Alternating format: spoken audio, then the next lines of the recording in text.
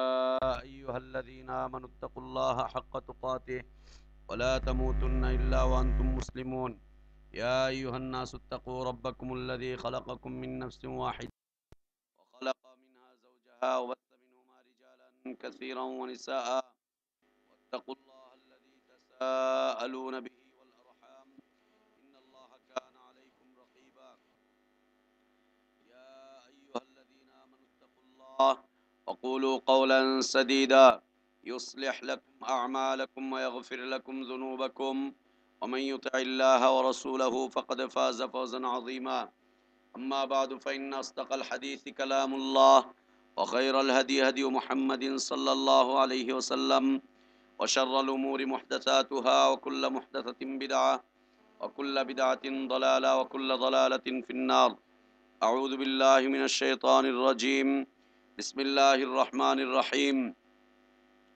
وما أمروا إلا ليعبدوا الله مخلصين له الدين حنفاء ويقيموا الصلاة ويؤتوا الزكاة وذلك دين القيمة وقال سبحانه فطرة الله التي فطر الناس عليها لا تبديل لكلمات الله وقال سبحانه شرع لكم من الدين ما وصى به نوحا والذي أوحينا إليك وما وصينا به إبراهيم وموسى وعيسى أن أقيموا الدين ولا تتفرقوا فيه كبر على المشركين ما تدعوهم إليه الله يجتبي إليه من يشاء ويهدي إليه من ينيب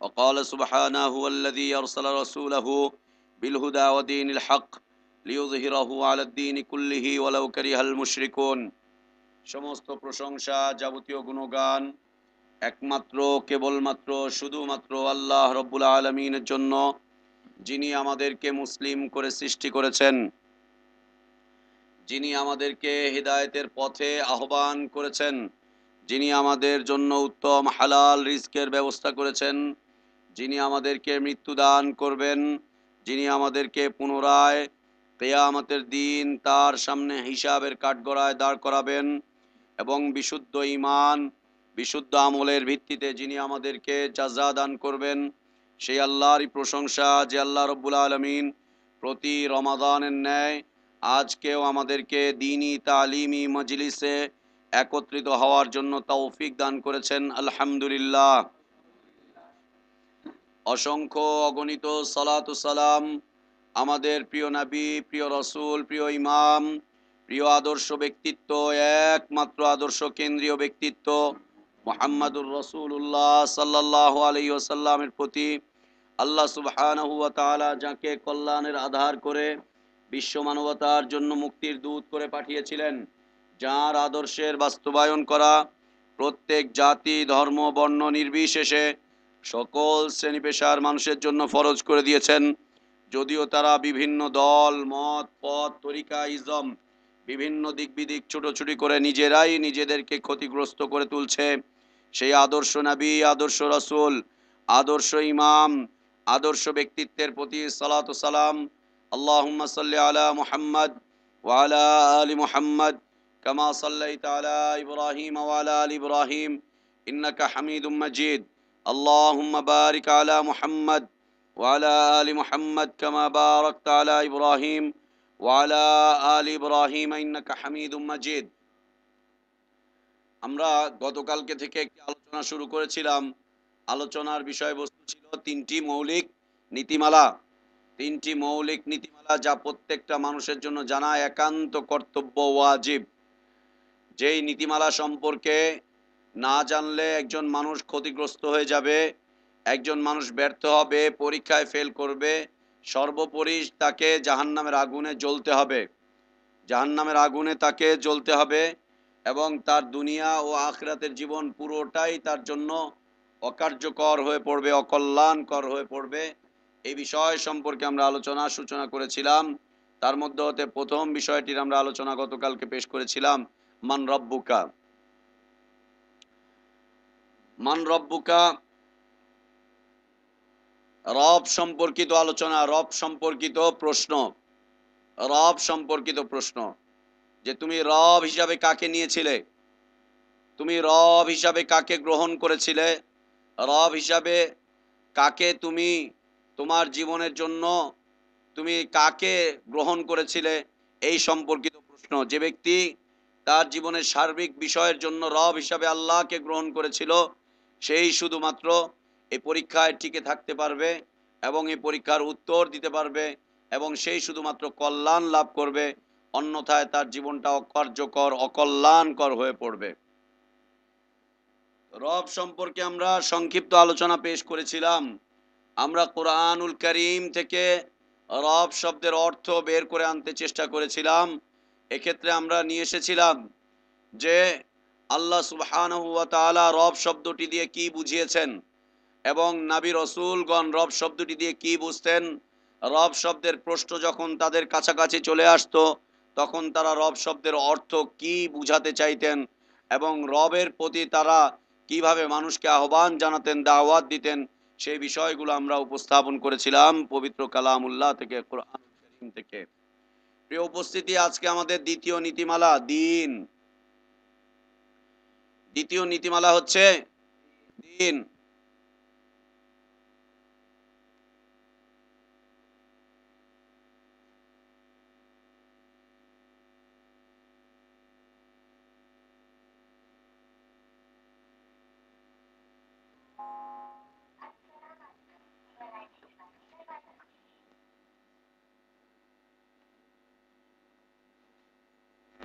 দিন সম্পর্কে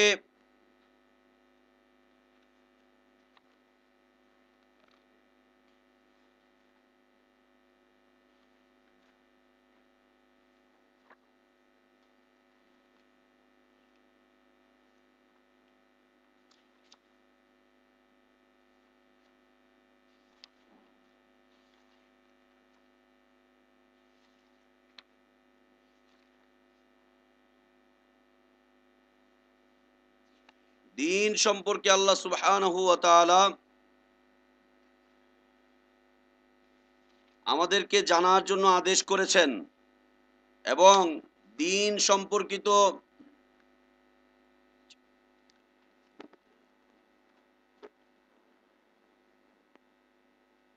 দিন সম্পর্কে আমাদেরকে প্রশ্ন করা হবে যে তোমার দিন কোনটি ছিল। পৃথিবীতে আল্লাহ সুবহানাহু ওয়া তাআলা যুগ যুগ ধরে দিনকে পাঠিয়েছেন, এবং যে দিনকে তিনি পাঠিয়েছেন সে দিন সম্পর্কে তিনি বলছেন যালিকাদ দীনুল কাইয়্যিম, যালিকাদ দীনুল কাইয়্যিমা লা তাবদীলা লিকালিমাতিল্লাহ, যালিকাদ দীনুল কাইয়্যিম। আমি যে দিনটিকে পাঠিয়েছি এটি হচ্ছে সুপ্রতিষ্ঠিত। যে দিনটাকে আমি পাঠিয়েছি সেটা কি? সুপ্রতিষ্ঠিত, প্রতিষ্ঠিত দিন। যেটা প্রতিষ্ঠিত সেটা কখনো ভাঙচুর হবে না, যেটা প্রতিষ্ঠিত সেটা কখনো দুর্বল হবে না, নড়চড় হবে না। প্রতিষ্ঠিত, যেটা প্রতিষ্ঠিত সেটা কখনো ভাঙচুর হবে না, কখনো দুর্বল হবে না, কখনো সেটা নড়চড় হবে না, কখনো সেটা ভেঙে পড়বে না। প্রতিষ্ঠিত দিন। আল্লাহ সুবহানাহু ওয়া তাআলা বলছেন যালিকাদ দীনুল কাইয়্যিমা। সূরা বাইয়িনার আয়াত, আল্লাহ সুবহানাহু ওয়া তাআলা বলছেন ওমা উমিরু ইল্লা লিয়াবুদুল্লাহ মুখলিসিনা লাহুদ্দীন হুনাফা ওয়া ইউকিমুস সালাহ ওয়া ইউতুজ যাকাহ ওয়া যালিকা দীনুল কাইয়্যিমা। আল্লাহ সুবহানাহু ওয়া তাআলা আদেশ করেছেন যে একমাত্র, কেবলমাত্র, শুধুমাত্র আল্লাহর ইবাদত করতে হবে ইখলাসের সাথে, একনিষ্ঠতার সাথে। ইখলাসের সাথে, একনিষ্ঠতার সাথে একমাত্র আল্লাহর ইবাদত করতে হবে। সালাত প্রতিষ্ঠিত করতে হবে, যাকাত আদায় করতে হবে। এইটাকে তিনি প্রতিষ্ঠিত দিন হিসাবে উল্লেখ করেছেন। প্রতিষ্ঠিত দিন হচ্ছে এটি, প্রতিষ্ঠিত দিন এটি, যেটি অতীতেও ছিল, বর্তমানে আছে, ভবিষ্যতেও থাকবে। যেটি প্রত্যেক নবী রাসূলের জন্য বিধান ছিল। আল্লাহর ইবাদত করবে, অর্থাৎ তাওহীদ, সালাত প্রতিষ্ঠা করবে, যাকাত আদায় করবে, ভালো ভালো কাজগুলো করবে। এটা হচ্ছে প্রতিষ্ঠিত দিন, দীনুল কাইয়্যিমা। এ দিন পৃথিবীতে কয়টি? জি, পৃথিবীতে দিন কয়টি? একটি। কয়টি? হ্যাঁ, হক একটি, মানে সত্য দিন হচ্ছে একটি, বাদবাকি অসংখ্য দিন রয়েছে, অসংখ্য দিন রয়েছে। সুফিবাদ একটি দিন, ধর্মনিরপেক্ষ মতবাদ আরেকটা দিন, গণতন্ত্র আরেকটা দিন, সমাজতন্ত্র আরেকটা দিন, তারপরে নাস্তিকতাবাদ আরেকটা দিন, তারপরে হচ্ছে দাহরিয়া গ্রুপ, আবহাওয়াকে যারা শুধুমাত্র সবকিছুই মনে করে, ওটা হচ্ছে আরেকটা দিন। হানাফিয়াত আরেকটা দিন, শাফিঈয়াত, মালিকিয়াত, হাম্বলিয়াত এই আরেকটা দিন। মানুষ যে দেশে যেটাকে মানছে, যার সাথে আল্লাহর কোনো সম্পর্ক নেই, যার সাথে নবী মুহাম্মদুর রাসূলুল্লাহ সাল্লাল্লাহু আলাইহি ওয়াসাল্লামের আদর্শের কোনো সম্পর্ক নেই, এইগুলো যেগুলো মানুষ মানছে সেগুলো প্রত্যেকটাই হচ্ছে একটা একটা দিন, প্রত্যেকটাই একটা একটা দিন, প্রত্যেকটাই একটা একটা দিন। যে যেটা মানছে, যে যেটা করছে, যে যেটার উপরে চলছে, সেগুলো প্রত্যেকটাই হচ্ছে একটা একটা দিন, নিজস্ব তৈরি করা দিন, নিজস্ব তৈরি করা দিন। যে যেটা মানছে, যে যেটা নিচ্ছে, যে যেই আদর্শে চলছে, যে যেই আদর্শের নেতার আনুগত্য করছে, যে যেই আদর্শের উপরে নিজেকে টিকিয়ে রাখার চেষ্টা করছে, যে যেই আদর্শের উপরে আন্দোলন করছে, কর্মসূচি নিচ্ছে, কর্মসূচি পালন করছে, প্রত্যেকটাই হচ্ছে একটা একটা দিন, প্রত্যেকটাই হচ্ছে দিন। চাই সেটার মধ্যে আংশিকভাবে কোরআন সুন্নাহ থাক, চাই না থাক, আংশিকভাবে থাক অথবা না থাক।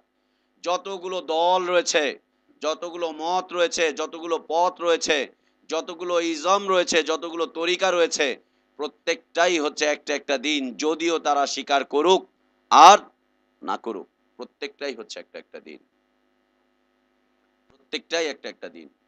৩ অক্ষর বিশিষ্ট একটি শব্দ, দাল ইয়া নুন, দিনুন,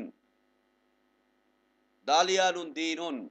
দালের নিচে যখন জের হবে তখন এর অবস্থা হবে দিন, আর দালের উপরে যখন জবর হবে তখন এর অবস্থা হবে দাইন, মানে ঋণ, দিন। এ দিন বলতে আল্লাহ সুবহানাহু ওয়া তাআলা যখন মুসা আলাইহিস সালাতু ওয়াস সালামকে তাওরাত দিয়ে পাঠালেন, তিনি যে দ্বীনের প্রচার করেছিলেন সেটি কার প্রদত্ত দিন ছিল? আল্লাহ প্রদত্ত দিন ছিল।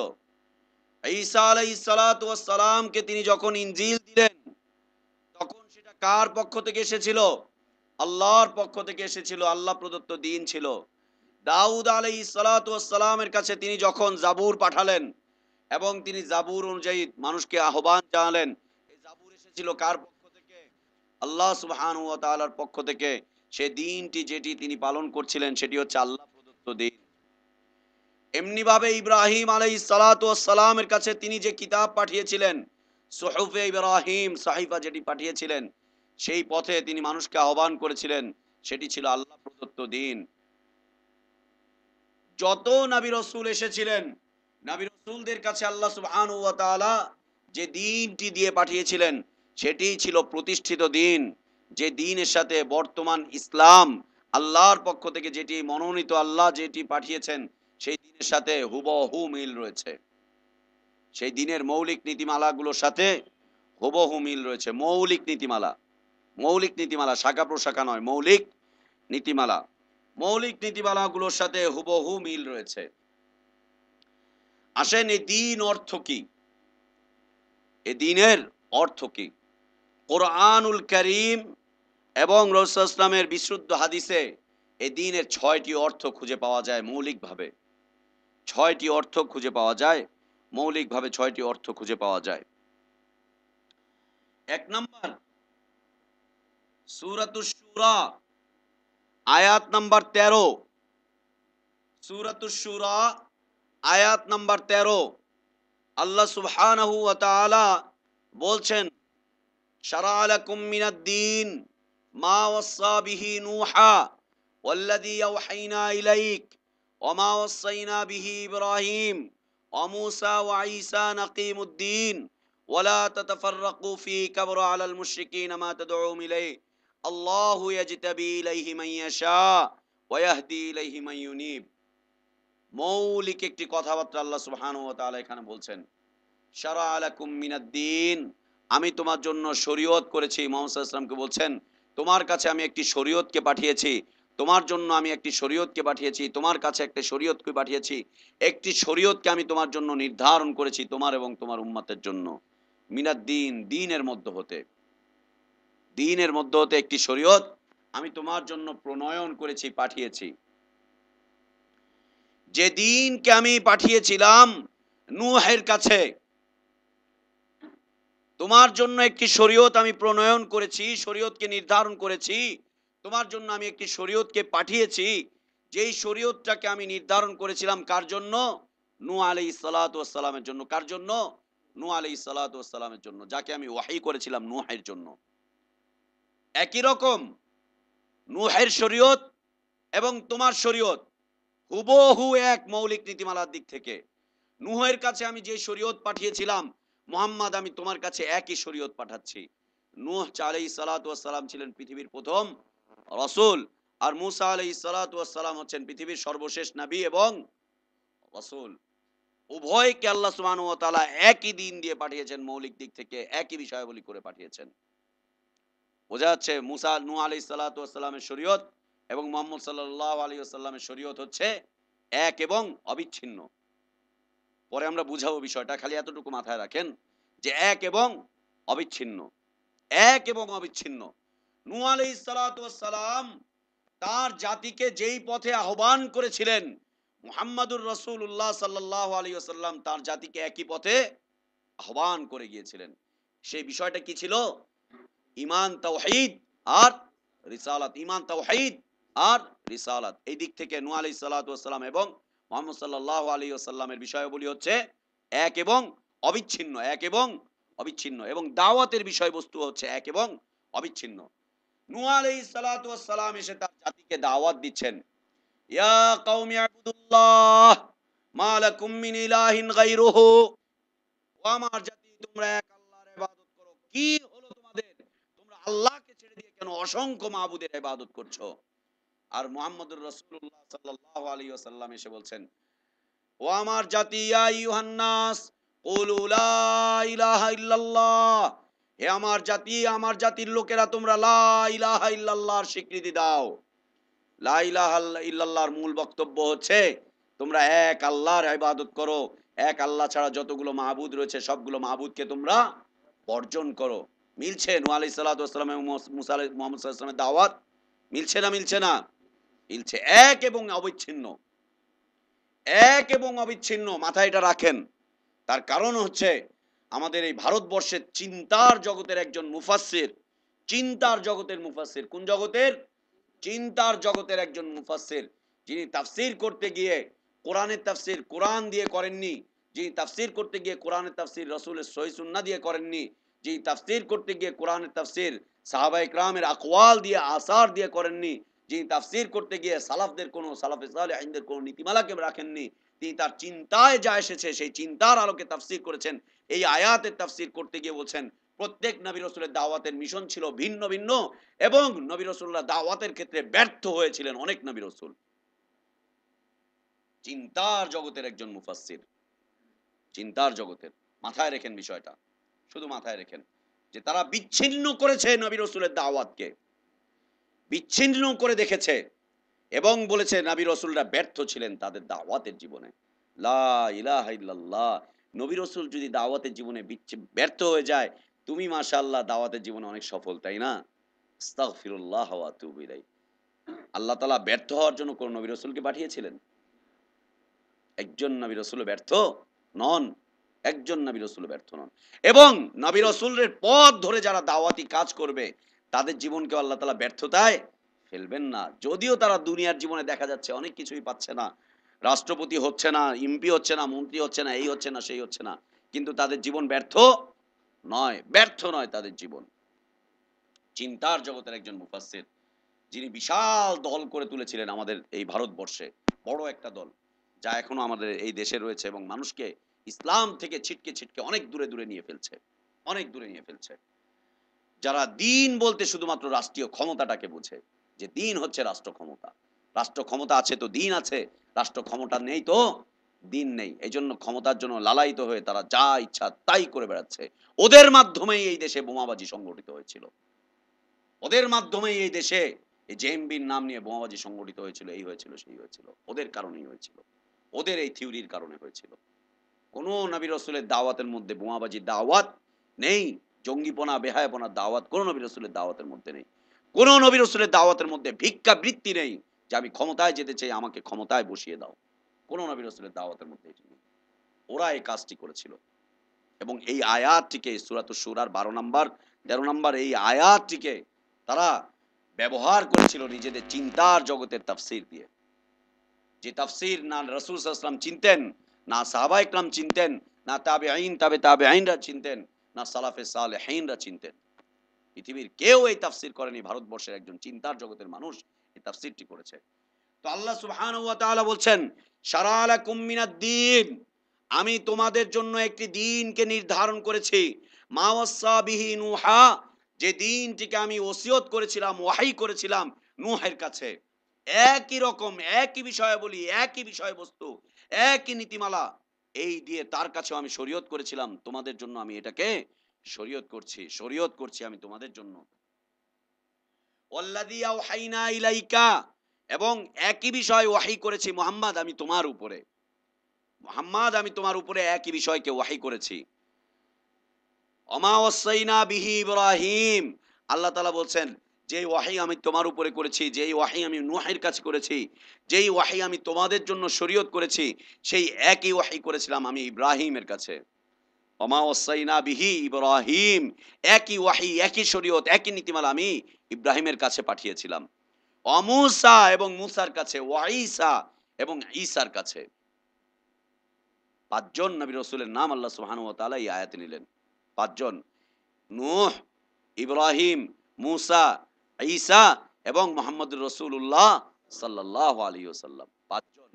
এদেরকে কোরআনের পরিভাষায় উলুল আজমি মিনার রুসুল বলা হয়। উলুল আজমি মিনার রসুল। উলুল আজমটা হচ্ছে আপনার দেহের সবচাইতে শক্তিশালী হাড্ডি কোনটা, যেটা আপনার দেহটাকে টিকিয়ে রেখেছে? মেরুদণ্ডের হাড্ডি। যেটা বেঁকে গেলে দেহটা বেঁকে যাবে, যেটা ভেঙে গেলে দেহ ভেঙে পড়ে যাবে, মেরুদণ্ডের হাড্ডি। এ হচ্ছে উলুল আজম। নবী রাসূলদের মধ্যে হতে এদেরকে আল্লাহ সুবহানাহু ওয়া তাআলা মেন হিসাবে উল্লেখ করেছেন এবং বলছেন এই যে পাঁচজন নবী রাসূলের কাছে, ইব্রাহিমের কাছে, ঈসার কাছে, মূসার কাছে, নূহের কাছে এবং মুহাম্মদুর রাসূলুল্লাহ সাল্লাল্লাহু আলাইহি ওয়াসাল্লামের কাছে আল্লাহ বলছেন এই পাঁচজনের কাছে একই বিষয় আমি শরীয়ত পাঠিয়েছি, একই বিষয় আমি ওসিয়ত করেছি, একই বিষয় আমি নির্দেশ করেছি। পাঁচজনের শরীয়তের মূল বিষয়বস্তু ছিল এক এবং অবিচ্ছিন্ন। শরীয়তের মূল বিষয়বস্তু আমল নয়, কিন্তু শরীয়তের মূল বিষয়বস্তু ছিল এক এবং অবিচ্ছিন্ন। সেটা কি আল্লাহ বলছেন, আমি এই পাঁচজনের কাছে একই রকম শরীয়ত ওসিয়ত করেছি, ওহী পাঠিয়েছি। ওসিয়তটা কি, ওহীটা কি?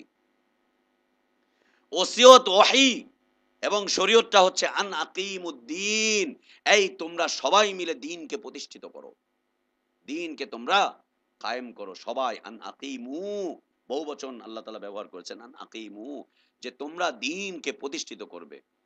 আন আকিমুদ্দিন, তোমরা দ্বীনকে প্রতিষ্ঠিত করবে। ওয়ালা তাতাফাররাকু ফি, দেখো এই দ্বীন প্রতিষ্ঠিত করতে যে এই নবী রাসূলদের দাওয়াতের মধ্যে তোমরা কোন ধরনের বিচ্ছিন্নতার সৃষ্টি করতে যেও না। তোমরা মনে করতে যেও না নূহের দাওয়াত ছিল একটা, মূসা আলাইহিস সালাতু ওয়াস সালামের দাওয়াত ছিল আরেকটা, ইব্রাহিমের দাওয়াত আরেকটা, ঈসা আলাইহিস সালাতু ওয়াস সালামের দাওয়াত আরেকটা, মুহাম্মদ সাল্লাল্লাহু আলাইহি ওয়াসাল্লামের দাওয়াত আরেকটা।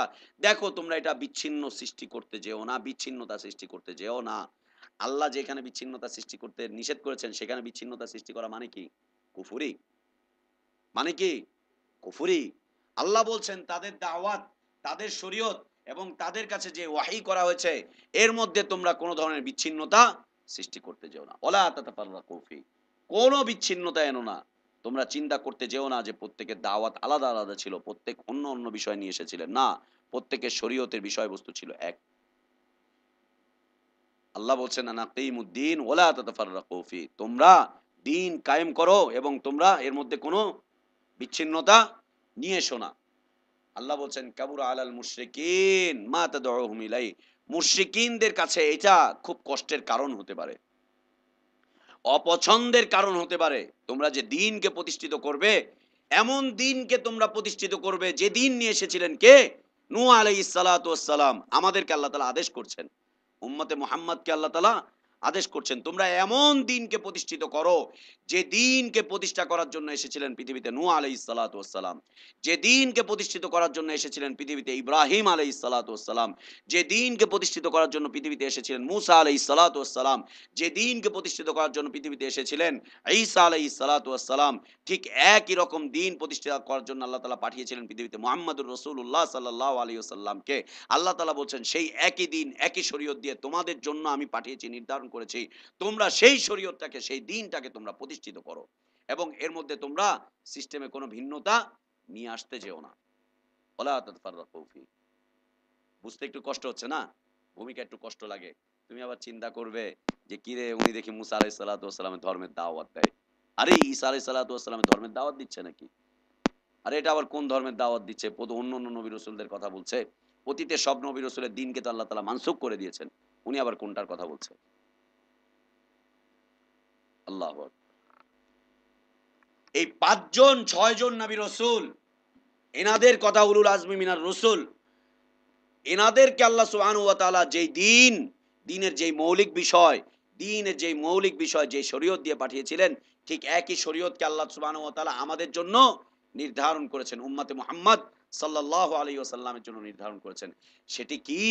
নূহ আলাইহিস সালাতু ওয়াস সালাম এসেছিলেন মানুষকে আল্লাহর তাওহীদের আহ্বান করতে। দেখো, তোমাকে যে দ্বীনের জন্য তোমরা যে দ্বীনটাকে প্রতিষ্ঠিত করবে সেটা হচ্ছে আল্লাহর তাওহীদ। মূসা আলাইহিস সালাতু ওয়াস সালাম এসেছিলেন আল্লাহর তাওহীদকে প্রতিষ্ঠা করার জন্য। তোমরা যে দ্বীনটাকে প্রতিষ্ঠা করবে সেটা হচ্ছে কি? আল্লাহর তাওহীদ। ঈসা আলাইহিস সালাতু ওয়াস সালাম এসেছিলেন যে দ্বীনটাকে প্রতিষ্ঠিত করার জন্য, সেটা ছিল তাওহীদের দ্বীন, তাওহীদ ভিত্তিক দ্বীন। তোমরাও যে দ্বীনকে প্রতিষ্ঠিত করবে সেটা হচ্ছে তাওহীদ ভিত্তিক দ্বীন। ইব্রাহিম আলাইহিস সালাতু ওয়াস সালাম যে দ্বীনের দাওয়াত নিয়ে এসেছিলেন, তার মৌলিক বিষয়াবলী ছিল তাওহীদ। অতএব তোমরাও তাওহীদকে প্রতিষ্ঠা করবে। কাফের মুশরিকদের কাছে সবচাইতে কষ্টের কারণ হচ্ছে আল্লাহর তাওহীদ। কাফের মুশরিকদের কাছে সবচাইতে কষ্টের কারণ কি? আল্লাহর তাওহীদ। এটাই হচ্ছে সবচাইতে কষ্টের কারণ, সবচাইতে কষ্টের কারণ। তুমি সালাত পড়ো, না না কোনো বাধা নেই, বরং কাফের মুশরিকরা আরো সালাত পড়ার জন্য তোমাকে জায়গা করে দিবে। আসেন আসেন পড়েন, কোনো সমস্যা নেই। হচ্ছে না? অনেক জায়গায় হচ্ছে। সালাত পড়বে, কোনো সমস্যা নেই। আমাদের দেশের একটা বড় জামাত রয়েছে, বিশাল বড় জামাত, যাদের মূল দাওয়াত হচ্ছে সালাত সালাত সালাত সালাত। এখন আবার দুইটা গ্রুপ মিলে গেছে। আমি আসলে মিন করতে চাচ্ছিলাম তবলিগ জামাতকে। আর আমাদের দেশে নতুন করে আরেকটা গ্রুপে জন্ম নিয়েছে বেশ কিছুদিন হলো। ওনাদেরও মূল দাওয়াত হচ্ছে সালাত সালাত সালাত সালাত, রসুলের সালাত রসুলের সালাত রসুলের সালাতের পদ্ধতি, আর কিছু না।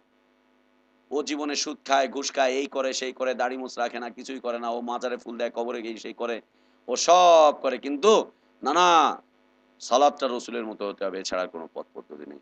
ওদের সাথে মিলে গেছে। এখন আবার ওদের মধ্যে মিলতে মিলতে এমন অবস্থা হয়েছে, উভয় গ্রুপ একসাথে মিলে মিশে মানুষকে সালাতের দাওয়াত দিচ্ছে। সবাই চলে যাচ্ছে কাকরাইলে, ওইখান থেকে চিল্লার কাট্টি বুসকা সব নিয়ে বের হচ্ছে। ওরা এক হয়ে গিয়েছে। বুঝতে পারছেন মনে হয়? হ্যাঁ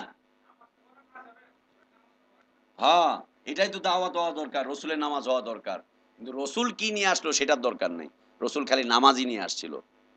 রসুল সাল্লাল্লাহু আলাইহি ওয়াসাল্লামের উপরে সালাত অবতীর্ণ হলো নবুয়তের কততম বর্ষে? হ্যাঁ, কততম বর্ষে মেরাজ হয়েছিল? কততম বর্ষে? হ্যাঁ, আদত মাইক দিব, নাক ফাটা দিব। রাসূল সাল্লাল্লাহু আলাইহি ওয়াসাল্লাম মেরাজে গিয়েছিলেন কত বর্ষে? আল্লাহ তাআলা তাকে নিয়েছিলেন নবুয়তের কততম বর্ষে? হ্যাঁ, নবুয়তের ১০ম বর্ষে। নবম বর্ষ, ১০ম বর্ষ, দুইটার মধ্যে দুইটাই মতামত রয়েছে, তবে নবমের শেষ, ১০মের শুরু। এই হচ্ছে বিষয়। নবুয়তের ১০ম বর্ষে ওই সময় সালাত ফরজ করা হলো।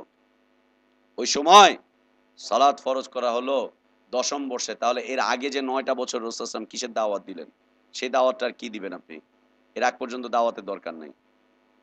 এমন একটা অবস্থা সৃষ্টি করলেন, ১০টা বছর পরিশ্রম করতে করতে এমন একটা অবস্থা সৃষ্টি করলেন, এমন একটা অবস্থা সৃষ্টি হলো যে তখন সালাতের কথা বলছে আর সবাই মেনে নিচ্ছে। আর এখন আপনি সারা জীবন সালাতের দাওয়াত দেন, দাওয়াত দেওয়ার পরে মসজিদ পর্যন্ত নিয়ে যান, আপনাকে বলেন যে ঠিক আছে আপনি যান, আমি অজু করতেছি, ব্যাস উনি ভিতরে যায়, ইনি অজুখানা থেকে আবার ফুটে চলে যায়। বুঝছেন না? না। তো কি বলছিলাম, যে প্রত্যেক নবী রাসূলের দাওয়াতের বিষয়বস্তু হচ্ছে এক এবং অবিচ্ছিন্ন আল্লাহর তাওহীদ। কাফের মুশরিকদের কাছে সবচাইতে কঠিন বিষয় হচ্ছে এটা, আল্লাহর তাওহীদকে মেনে নেওয়া, ঈমানকে মেনে নেওয়া, রিসালাতকে মেনে নেওয়া, এটা হচ্ছে সবচাইতে কঠিন কাজ। আল্লাহ বলছেন কাবুরা আলাল মুশরিকিন মা তাদউহুম ইলাই। দেখো, যদিও মুশরিকদের কাছে এটা খুব কঠিন বিষয় হয়, ওরা অপছন্দ করে যদিও তোমরা যে বিষয়ে ডাকছো, কিন্তু তুমি প্রতিষ্ঠিতর উপরে থেকো, তুমি প্রতিষ্ঠা করতে থেকো, তুমি দিনকে প্রতিষ্ঠিত করো। যদিও তোমার এই প্রতিষ্ঠিত দিন যেটা তুমি প্রতিষ্ঠা করতে চাচ্ছ, এটা কাফের মুশরিকদের জন্য খুব কঠিন বিষয় হয়ে থাকে, তুমি যে বিষয়ে দাওয়াত দিচ্ছ এটা ওর কাছে খুব কঠিন লাগে, খুব কষ্টের বিষয় লাগে, কিন্তু তারপরেও তুমি দিনকে প্রতিষ্ঠিত করো। তো যে কথা বলছিলাম, যে আমাদের দেশে একটা গ্রুপ খালি নামাজের দাওয়াত দিচ্ছে, ভাই নামাজের দাওয়াত, নামাজের দাওয়াত। তারা একটা কারগুজারির মধ্যে শোনাচ্ছে যে ভাই, সারা পৃথিবীর মানুষ তখনই ইসলামকে কবুল করে নিবে, পৃথিবীতে তখনই ইসলামের বিজয় হবে, তখনই পৃথিবীতে ইসলামের বিজয় হবে, একটা কারগুজারি শোনাচ্ছে। একটা জামায়াত গিয়েছিল ইসরায়েলে। ইসরায়েলে কিন্তু মুসলিমদের যাওয়া নিষিদ্ধ, একদম নিষিদ্ধ, এবং সারা পৃথিবীর সব মুসলিম দেশগুলো পাসপোর্টে লিখে দিয়েছে সারা পৃথিবীতে যাওয়া যাবে, কিন্তু ইসরায়েলে না, না, নো এন্ট্রি, ইসরায়েলে চলবে না, আমরা ইসরায়েলের সাথে আমাদের কূটনৈতিক কোনো মিশন নাই। এটা পৃথিবীর মুসলিম রাষ্ট্রগুলো একটা অর্গানাইজেশন করে বিষয়টাকে এইভাবে করে রেখেছে যে ইসরায়েলে যাওয়া যাবে না, কিন্তু আমাদের তবলিগি ভাইদের জন্য ইসরায়েল হচ্ছে আহলান সাহলানের দেশ, আসো আসো আসো আসো, কোনো সমস্যা নাই, চলে আসো, আরে আমার দেশেই তো থাকবে, আমার বাড়িতেই তো থাকবে, অসুবিধা কি? তো ইসরায়েলে একটি জামাত গিয়েছে, যাওয়ার পরে ইসরায়েলের একজন ইহুদি পণ্ডিত বলছে যে দেখো, তোমাদের এই দাওয়াত পৃথিবীতে তখনই প্রতিষ্ঠিত হবে, পৃথিবীতে তখনই ইসলাম পুরাপুরিভাবে প্রতিষ্ঠিত হবে যখন ঈদের দিনের যত মুসল্লি একত্রিত হয়, ঈদের দিনে যত মুসল্লি একত্রিত হয়, এই সব মুসল্লি যেদিন জুমার সালাতে একত্রিত হবে, আর জুমার সালাতে যত মুসল্লি একত্রিত হয়, তোমাদের ফজরের নামাজের সময় তখন যদি এত মানুষ একত্রিত হয়, যেদিন ফজরের নামাজে দেখবা জুমার নামাজের সব মুসল্লিরা চলে এসেছে, আর জুমার নামাজে দেখবা ঈদের নামাজের সব মুসল্লিরা চলে এসেছে, সেদিন ইসলাম প্রতিষ্ঠিত হয়ে যাবে পৃথিবীতে। কে দিচ্ছে এই প্রেসক্রিপশন? একজন ইহুদি ইসরায়েলি। কাকে দিচ্ছে? তার বাড়ির একজন মেহমানকে। তার বাড়ির একজন মেহমানকে। ইহুদিরা আমাদেরকে মেহমান হিসাবে হুম নিবে না। এই ইহুদিরাই রাসূলুল্লাহ সাল্লাল্লাহু আলাইহি ওয়াসাল্লামকে বিষ খাইয়েছিল। এই ইহুদি আল্লাহ রাসূলুল্লাহ সাল্লাল্লাহু আলাইহি ওয়াসাল্লামকে তাবিজ করেছিল হত্যা করার জন্য। এই ইহুদি আল্লাহ রাসূলুল্লাহ সাল্লাল্লাহু আলাইহি ওয়াসাল্লাম দেওয়ালের পাশে দাঁড়িয়েছিলেন, উপর থেকে বিশাল একখান পাথর নিয়ে রাসূলুল্লাহ সাল্লাল্লাহু আলাইহি ওয়াসাল্লামের উপরে ফেলতে যাচ্ছে। জিবরিল আলাইহিস সালাতু ওয়াস সালাম এসে বলছে, মুহাম্মদ সরে যান, সরে যান, ওই যে উপরে দেখেন। তাকিয়ে দেখছেন যে পাথর নিয়ে কে যেন এইভাবে মারতে যাচ্ছে। এই ইহুদি ৬৯ জন হাফেজ সাহাবী দায়ীকে হত্যা করেছিল, সেই ইহুদি। আল্লাহু আকবার। আল্লাহ বলছেন লাতাজিদান্না আশাদ্দান নাসি আদাওয়াতাল লিল্লাযিনা আমানুল ইয়াহুদা ওয়াল্লাযিনা আশরাকু। নবী, তুমি মানুষের মধ্যে হতে সবচাইতে শক্ত কঠিন শত্রু হিসাবে তোমার জন্য পাবে কারা জানো? দুইটা শ্রেণী, একটা হচ্ছে ইহুদি আর একটা হচ্ছে মুশরিক। আদাওয়াতাল লিল্লাযিনা আমানুল ইয়াহুদা ওয়াল্লাযিনা আশরাকু, তোমার জন্য এবং মুশরিক মুমিনদের জন্য সবচাইতে কঠিন শত্রু হচ্ছে ইহুদি এবং মুশরিক।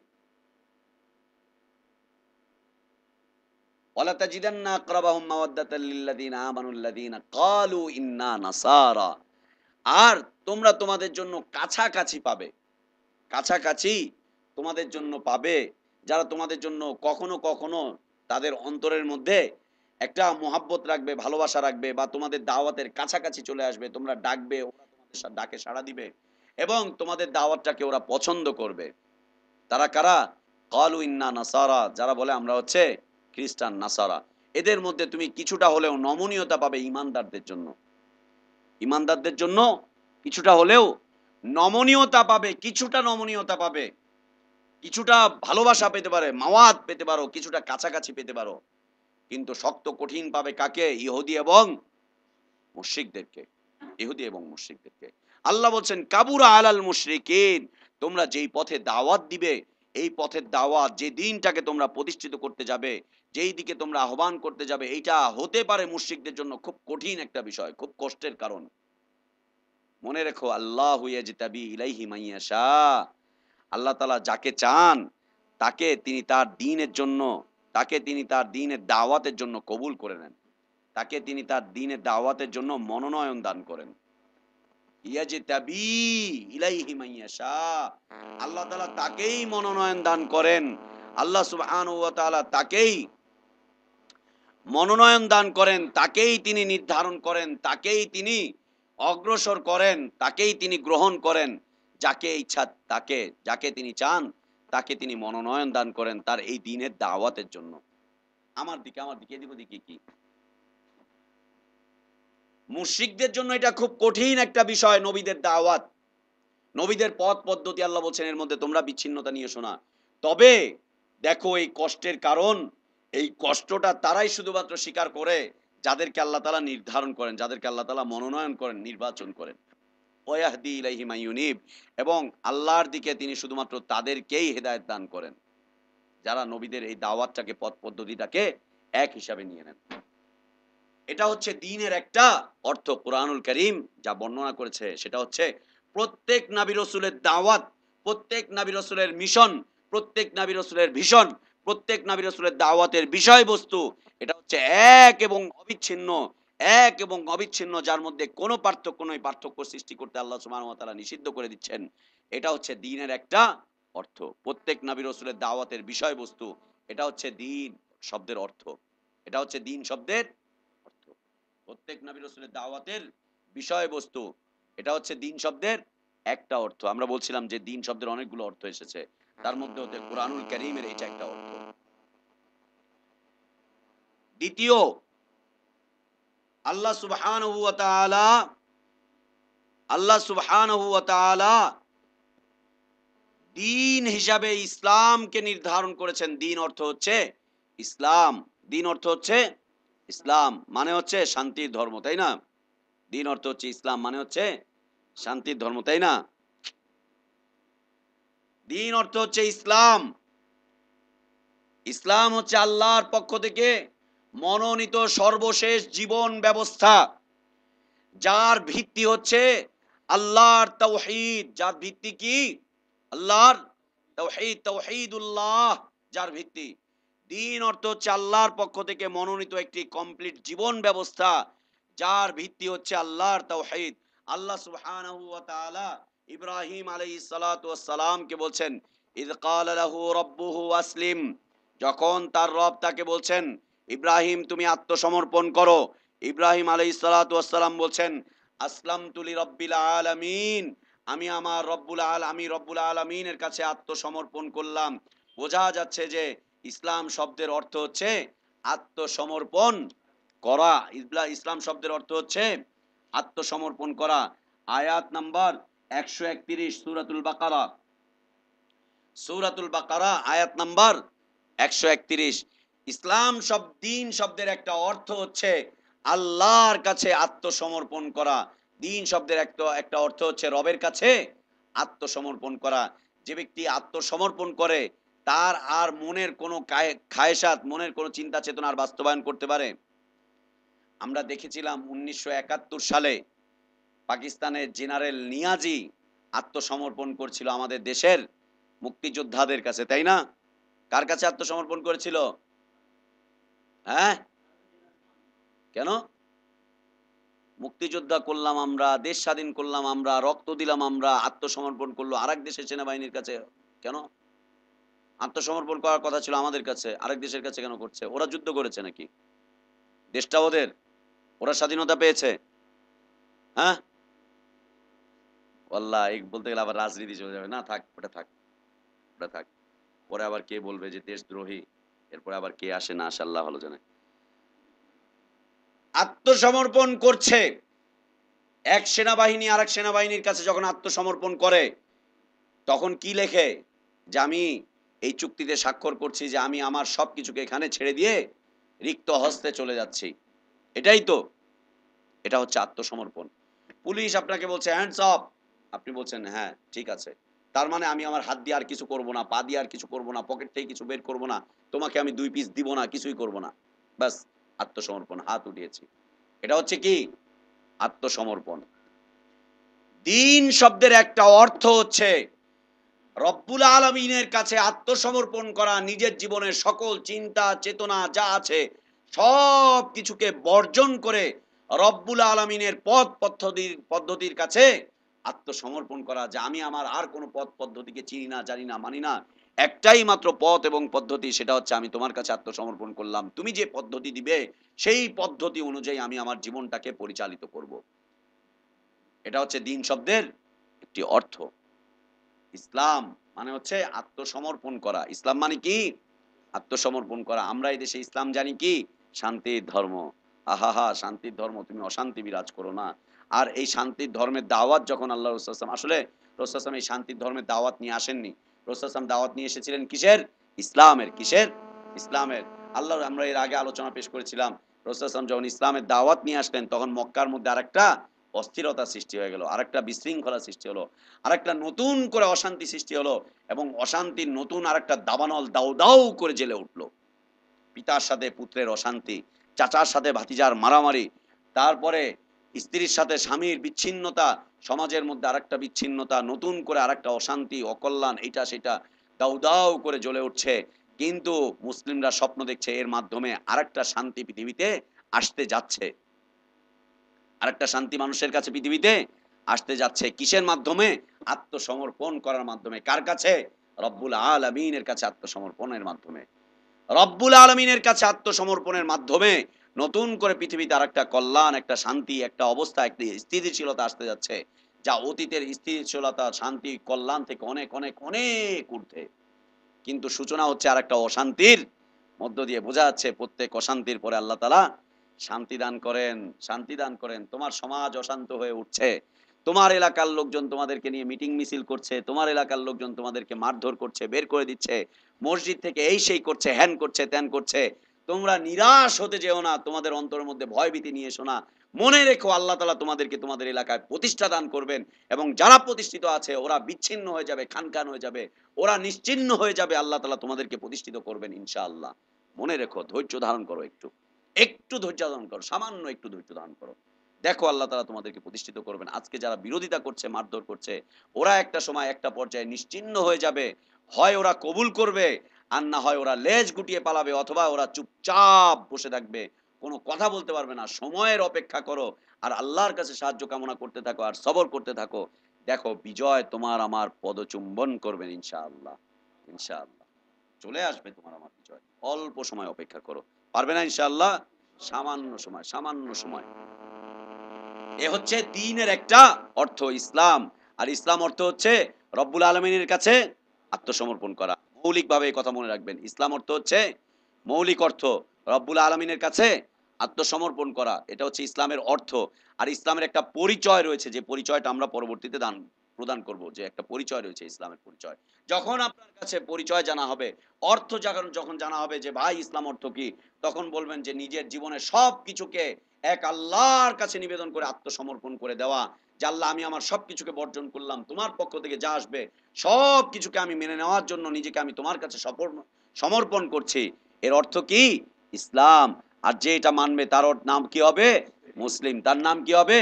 মুসলিম। যারা মানবে তাদের নাম কি হবে? মুসলিমিন। তাদের নাম হবে মুসলিমিন। তাদের নাম হবে মুসলিমিন। এ হচ্ছে ইসলাম। আর ইসলামের একটা পরিচয় রয়েছে, আমরা পরিচয় সামনে ব্যক্ত করব, যে ইসলামের একটা পরিচয় রয়েছে। ৩ নাম্বার, এর সপক্ষে আল্লাহ সুবহানাহু ওয়া তাআলা বলেছেন, আমরা যেটা বললাম ইসলামের কথা, আল্লাহ সুবহানাহু ওয়া তাআলা বলছেন, ইন্নাদ-দীনা ইনদাল্লাহিল ইসলাম ওয়া মাখতালাফাল্লাযীনা উতুল কিতাব ইল্লা মিন বাদি মা জাআহুমুল ইলমু বাগয়ান বাইনাহুম ওয়া মান ইয়াকফুর বিআয়াতিল্লাহ ফাইন্নাল্লাহা সারিউল হিসাব। সূরা আলে ইমরান আয়াত নাম্বার 19। আলে ইমরান আয়াত নাম্বার 19। আল্লাহ তাআলা বলছেন, ইন্নাদ-দীনা ইনদাল্লাহিল ইসলাম, নিঃসন্দেহে নিশ্চয়ই দ্বীন হিসাবে আল্লাহ তাআলা ইসলামকেই শুধুমাত্র প্রেরণ করেছেন, মনোনয়ন করেছেন। ওমাখতালাফাল্লাযীনা উতুল কিতাবা ইল্লা মিন বাদি মা জাআহুমুল ইলমু বাগয়ান বাইনাহুম। আল্লাহ তাআলা ওই যে আগের আয়াত, যেটা সূরাতুশ শূরার আয়াত বললাম, ওইটার নীতিমালাকে এখানে বলছেন যে এই কিতাবগুলোর মধ্যে যারা ইখতিলাফ সৃষ্টি করবে, স্পষ্টভাবে জ্ঞান চলে আসার পরে, দিন চলে আসার পরে, হেদায়েত চলে আসার পরে তারা হচ্ছে কাফের, তারা হচ্ছে কুফরি করছে আল্লাহর আয়াতগুলোর সাথে। খুব তাড়াতাড়ি আল্লাহ তাআলা বলছেন ফাইনাল্লাহা সারিউল হিসাব। আল্লাহ তাআলা খুব তাড়াতাড়ি তাদের থেকে হিসাব গ্রহণ করবেন। খুব তাড়াতাড়ি তাদের থেকে আল্লাহ তাআলা হিসাব গ্রহণ করবেন। হিসাব গ্রহণ করবেন আল্লাহ সুবহানাহু ওয়া তাআলা খুব তাড়াতাড়ি। আর আল্লাহর পক্ষ থেকে মনোনীত দিন হচ্ছে ইসলাম। এর দলিল হচ্ছে ৩ নাম্বার দলিল হচ্ছে সূরা মাইদা আয়াত নাম্বার ৩। আল্লাহ তাআলা বলছেন আল ইয়াউমা আকমালতু লাকুম দীনাকুম ওয়া আতমামতু আলাইকুম নি'মাতি ওয়া রাদিতু লাকুমুল ইসলাম দীনা। আজকের এই দিনে আল্লাহ তাআলা তোমাদের জন্য, আল্লাহ রাব্বুল আলামিন তোমাদের রব, তোমাদের জন্য দ্বীনকে মনোনয়ন করেছেন, ইসলামকে চয়ন করেছেন এবং তোমরা যে দ্বীনের উপরে আছো সেই দ্বীনকে আল্লাহ সুবহানাহু ওয়া তাআলা কবুল করেছেন, তার উপরে তিনি সন্তুষ্ট হয়ে গিয়েছেন। সূরা মাইদা আয়াত নাম্বার ৩। দ্বীন শব্দের ৩ নাম্বার অর্থ, দ্বীন শব্দের ৩ নাম্বার অর্থ বিভিন্ন ধর্ম, যাকে আদিয়ান বলা হয়। দ্বীনের বহুবচন হচ্ছে আদিয়ান, দ্বীনের বহুবচন আদিয়ান। লিখে রাখেন, দ্বীনের বহুবচন হচ্ছে আদিয়ান। দ্বীন শব্দের তৃতীয় অর্থ হচ্ছে আদিয়ান সমূহ। আদিয়ান, দ্বীন শব্দের তৃতীয় অর্থ হচ্ছে আদিয়ান।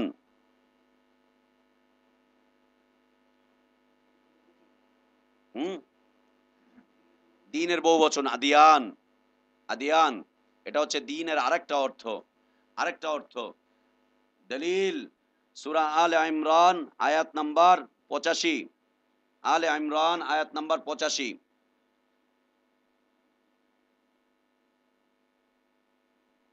রাশেদ, তুমি নাইমকে পেলা কোথায়? নিচে? ও আল্লাহ, আমি তো বলছি রাসের সাথে একসাথে এসছেন বুঝি। ও আপনি তো বিমসে। না না, আপনি সোডা কোডা ইউডা, আপনি ইউডাতে। হ্যাঁ, দ্বীন শব্দের অর্থ আদিয়ান। অনেকগুলো দিন, অনেকগুলো ধর্ম, যেগুলো আর দ্বীন বলতে কিছু নেই। দ্বীন শব্দ বলতে আমরা যেটা বলছি সেটা হচ্ছে ইসলাম। আর আদিয়ান যেগুলো রয়েছে পৃথিবীতে, ওগুলো ধর্মে রূপান্তরিত হয়েছে। ওগুলো কিসে রূপান্তরিত হয়েছে? ধর্মে রূপান্তরিত হয়েছে। কেন বলছি একটু পরে বুঝবেন। ওগুলো ধর্মে রূপান্তরিত হয়েছে। যেমন ইহুদিয়াত একটা দিন ছিল, এখন সেটা ধর্মে পরিণত হয়েছে। নাসরানিয়াত একটা দিন ছিল, আল্লাহ প্রদত্ত দিন ছিল, ওটা এখন ধর্মে পরিণত হয়েছে। মুসা আলাইহিস সালাতু ওয়াস সালাম, ঈসা আলাইহিস সালাতু ওয়াস সালাম, ইব্রাহিম আলাইহিস সালাতু ওয়াস সালাম, এর আগে যে নবী রাসূলরা এবং নূহ আলাইহিস সালাতু ওয়াস সালাম, সালেহ আলাইহিস সালাতু ওয়াস সালাম, যত নবী রাসূলরা এসেছিলেন প্রত্যেকেই একটা একটা দ্বীনের দাওয়াত দিয়ে গিয়েছিলেন। এগুলো ছিল আদিয়ান, দ্বীন সমূহ। অনেক দিন যেগুলো আল্লাহ প্রদত্ত ছিল, আল্লাহ কর্তৃক মনোনীত ছিল, যেগুলোর বর্তমান পরিচয় হচ্ছে সেগুলো হচ্ছে ধর্ম। সেগুলো কি? ধর্ম। ধর্ম মানে হচ্ছে যার মধ্যে ধারণ ক্ষমতা রয়েছে, যার মধ্যে নতুন করে কিছু দেওয়া যায়, নতুন করে কিছু দেওয়া যায়। যেমন একটা গ্লাস, এই গ্লাসটা হচ্ছে ২৫০ এমএল ওর ধারণ ক্ষমতা, ওর মধ্যে এখন ২৫ এমএল আছে অথবা ৫০ এমএল আছে, ওর মধ্যে আরো বাদ বাকি ২০০ এমএল ওর ভিতরে প্রবেশ করবে। এই ২০০ এমএল কে দিবে? এই ২০০ এমএল উনি দিচ্ছে ১০ এমএল, উনি ১০ এমএল, উনি ১০ এমএল, উনি ১০ এমএল, সবার থেকে ২০ জনের থেকে ২০০ এমএল নিয়ে এর ভিতরে প্রবেশ করাচ্ছে গ্লাসটার মধ্যে। কেন? জায়গা রয়েছে তাই, জায়গা রয়েছে তাই। কিন্তু এর ভিতরে প্রথম যে ব্যক্তি একটুখানি দিলেন তার পরিমাণ হচ্ছে ৫০ এমএল। ঠিক একই রকম ইহুদিয়াত, নাসরানিয়াত, অতীতের নবী রাসূল প্রত্যেকে যে দ্বীনের প্রচারক ছিলেন, সেগুলো কোত্থেকে এসেছিল? আল্লাহ সুবহানাহু ওয়া তাআলার পক্ষ থেকে এসেছিল। তারা যখন মারা গেলেন, মারা যাওয়ার পরে তার পরবর্তী পরবর্তী পরবর্তী প্রজন্মরা এর মধ্যে পরিবর্তন ঘটিয়ে ফেললেন। ঘটিয়ে ফেলার পরে সেই কিতাবের মধ্যে ধারণ ক্ষমতা ছিল মনে করেন ৬০০ বিষয়ের, ৬০০০ বিষয়ের অথবা আরো বেশি, এত কম বিষয়ের। এখান থেকে তারা কাটছাট করে কিছু বাইরে দিল, ওদিকে দিল, এদিকে দিল, বিক্ষিপ্ত করলো, নিক্ষিপ্ত করলো। ওদের পছন্দনীয় যা থাকলো তাই রাখলো, ওদের অপছন্দ যেটা ওদের কাজের জন্য বাধা হয়ে দাঁড়াচ্ছে সেগুলোকে ওরা বের করে দিল। বের করে দেওয়ার পরে এখন তো কিতাবটা খালি রয়েছে। বের করে দেওয়ার পরে কিতাবটা খালি রয়েছে। সাপোজ উদাহরণ এইভাবে দেওয়া ঠিক হবে না, তারপরে একটু উদাহরণ দিচ্ছি। মনে করেন এটা কোরআনুল কারীম, এটা হচ্ছে কোরআনুল কারীম, আসলেও তো কোরআনুল কারীম, মানে মনে করেন না, কোরআনুল কারীম। এই কোরআনুল কারীমে তার চাইতে কিছু বেশি আয়াত রয়েছে। ৬,৬৬৬ আমাদের দেশে আমরা বলছি। কিন্তু ইসলামিক ফাউন্ডেশন থেকে যে কোরআনটাকে ছাপা হয়েছে তার মধ্যে আয়াত সংখ্যা গুনতে, গুনতে দেখবেন ৬,২৬২ বা ৬৬ হবে। আর ৪০০ নাই। কই গেল? কই গেল? গোনেন। যে দেশের মানুষ বলে ৬,৬৬৬ টা আয়াত, সেই দেশের পাবলিকেশনস থেকে ছাপে ৬,২৬৫, ৬৬, ৬৩ আয়াত। আরগুলো কই? আরগুলো কই? আল্লাহু আকবার! তার মানে বিকৃতি, চিন্তা ভাবনা চলছে কিছু। মৌলিকভাবে কোরআনের আয়াত ৬,২৬৫, ৬৬ মানে ৩০০ র ভিতরে কম বেশি এরকম, এইরকমই রয়েছে। আলহামদুলিল্লাহ, আল্লাহর শুকরিয়া যে এখন পর্যন্ত তারা তার মধ্যে নতুনত্ব এই সেই কিছুই আনতে পারেনি, কিছুই ঢুকাতে পারেনি। এখন মনে করেন এই কোরআনুল কারিমে ৬,২০০ আয়াত রয়েছে। আপনি চিন্তা করলেন যে এটা পাবলিকেশনস থেকে ছেপে এসেছে, প্রেস থেকে ছেপে এসেছে। ঠিক আছে। এই কোরআনের মতো একটা হুবহু কোরআন আমি লিখব। লেখা শুরু করলেন। আপনি পণ্ডিত হাফেজ সাহেব, আপনি লেখা শুরু করলেন। লিখতে, লিখতে, লিখতে, লিখতে আপনি ১,০০০ আয়াত লিখলেন। লেখার পরে বলছেন যে, "না, আর বাদবাকি যে আয়াতগুলো রয়েছে, ওই আয়াতগুলো আসলে আমার মাযহাবের পরিপন্থী। অতএব ওগুলো উঠানোর দরকার নাই। ওগুলো হচ্ছে আমার নেতার পরিপন্থী, আমার দলের কর্মসূচির পরিপন্থী অথবা আমাদের দেশের সমাজের মানুষের পরিপন্থী। মুহকাম, মুহকাম আয়াত যেগুলো রয়েছে।" যেমন মনে করেন, যারা রাসূলের সুন্নাহকেই মেনে চলতে হবে, এটা যারা বিশ্বাস না করে, তারা কি করবে? ইত্তিবায়ে সুন্নাতের আয়াতগুলোকে সরিয়ে দিবে। যারা মনে করে যে হ্যাঁ, উলিল আমরকেই শুধুমাত্র মানতে হবে, তারা কি করবে? ওই আয়াতগুলোকেই শুধুমাত্র লিপিবদ্ধ করবে, লিপিবদ্ধ করবে। যেইটা হালাল, উনার যেটা পছন্দনীয় হালাল সেটাকেই শুধু লিখবে। উনার অপছন্দনীয় যে হালালগুলো আছে ওগুলোকে সরিয়ে দিবে। ওর জন্য যেটা কষ্টদায়ক সেগুলোকে ও সরিয়ে দিচ্ছে, যেটা ওর জন্য সহনীয় সেটাকে ও রাখছে। যেমন আমেরিকাতে নতুন কোরআন ছেপেছে আজকে থেকে প্রায় ১০-১২ বছর আগে। আল ফুরকানুল হক নামে ইন্টারনেটে এই কোরআন পেয়েছিলাম। জানা আছে? আল ফুরকানুল হক। এই আল ফুরকানুল হকের মধ্যে প্রায় ৭০০ র মতো আয়াত কোরআনুল কারীম থেকে বের করে দিয়েছে। বের করে দিয়ে নতুন একটা কোরআন এডিশন ছেপেছে, যেই কোরআনে ৭০০ আয়াতের মতো নাই। আছে কতটুকু মনে করেন ৫৫০০ আয়াত। আর ৭০০ আয়াতকে তারা উঠিয়ে দিয়েছে। উঠিয়ে দিয়ে একটা কোরআন ছেপে পাবলিকের কাছে ফ্রি বিতরণ করেছে। কি এটা? আল ফুরকানুল হক কোরআনুল কারীম ছেপেছে। এই যে ৫০০ টা আয়াতের জায়গা, ৭০০ আয়াতের জায়গা, এই ৭০০ আয়াতের জায়গা এই কাগজে কিতাবটার মধ্যে খালি রয়েছে না?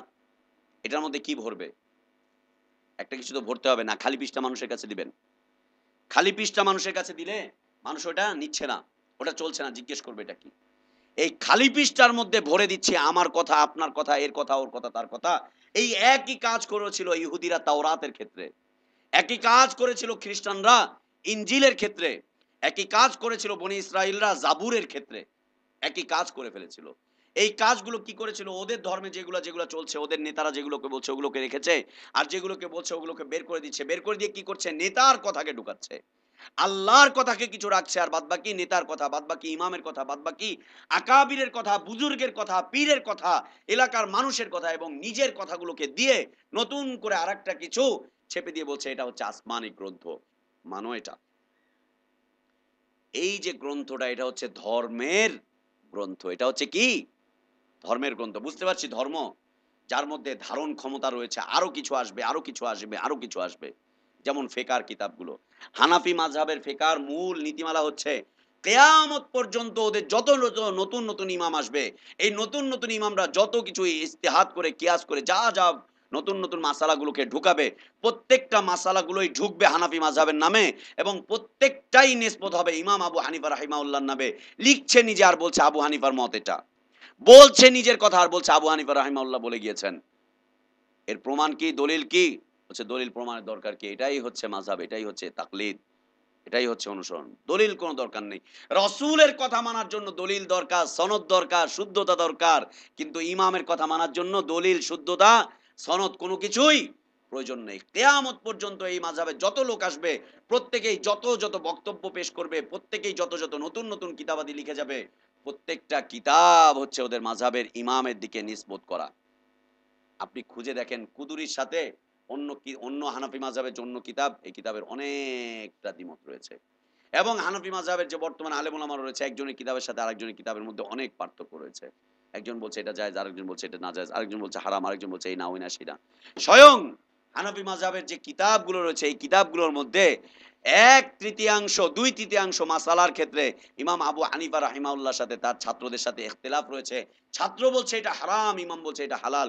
ছাত্র বলছে এটা হালাল, ইমাম বলছেন এটা হারাম। ছাত্রর সাথে ইমামের ঢুসাঢুসি লেগে গেল। এই ঢুসাঢুসির কথা তারা তাদের কিতাবের মধ্যেই উল্লেখ করলো যে ইমাম আবু হানিফা হচ্ছে ইমামে আজম, সবচাইতে বড় ইমাম। কিন্তু তার ছাত্ররাই তার দার্সের মধ্যে তার সাথে ঢুসাঢুসি করছে, আপনারা এটা মানি না, আপনারা এটা মানি না, আপনারা এটা মানি না। আলহামদুলিল্লাহ, আল্লাহ শুকরিয়া যে আমরা এখানে ক্লাসগুলো পরিচালনা করছি, অন্য জায়গায় যে ক্লাসগুলো পরিচালনা করছি, না ছেলেপেলেদের সাথে তেমন কোনো ইখতিলাফ দেখা যাচ্ছে না, দ্বিমত পোষণ করছে না, কথাবার্তা বলে যাচ্ছি কোরআন এবং সহিহ সুন্নাহ থেকে, সবাই মেনে নিচ্ছে। কেন? এর মধ্যে ইখতিলাফ আসতে পারে না। কোরআন সহিহ সুন্নাহর মধ্যে ইখতিলাফ আসবে কি করে? যেটা আল্লাহ বলেছেন, যেটা রাসূল বলেছেন। আমি যখনই আমার একটা মন্তব্য পেশ করব এখানে বসে 20 জনকে নিয়ে, ভাই আমি একটা কথা বলছি, আমার খেয়াল হচ্ছে এটা, নজরুল ভাই বলবে আপনার খেয়ালের বিপরীত খেয়াল হচ্ছে আমার এটা। আরেকজন বলবে আমার খেয়াল হচ্ছে এটা। যেমন রমাদানের আগে আমরা একদিন এখানে পরামর্শের জন্য সবাইকে ডাকলাম। পরামর্শের জন্য রমাদানে কি করব না করব।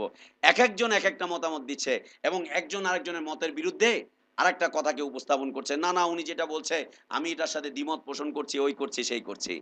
কিন্তু সর্বশেষ যখন সবার মতামত নিয়ে আমরা কোরআন সুন্নাহর মতামতটাকে উপস্থাপন করলাম, সবাই মিলে মাথা নত করে বিষয়টাকে মেনে নিল যে হ্যাঁ, বিষয়টা আসলে এরকমই হওয়া উচিত। কিন্তু ইমামে আজম ইমাম আবু হানিফা রাহিমাহুল্লাহ এইভাবে দাস দিয়ে যাচ্ছেন, বলছেন এটা হারাম।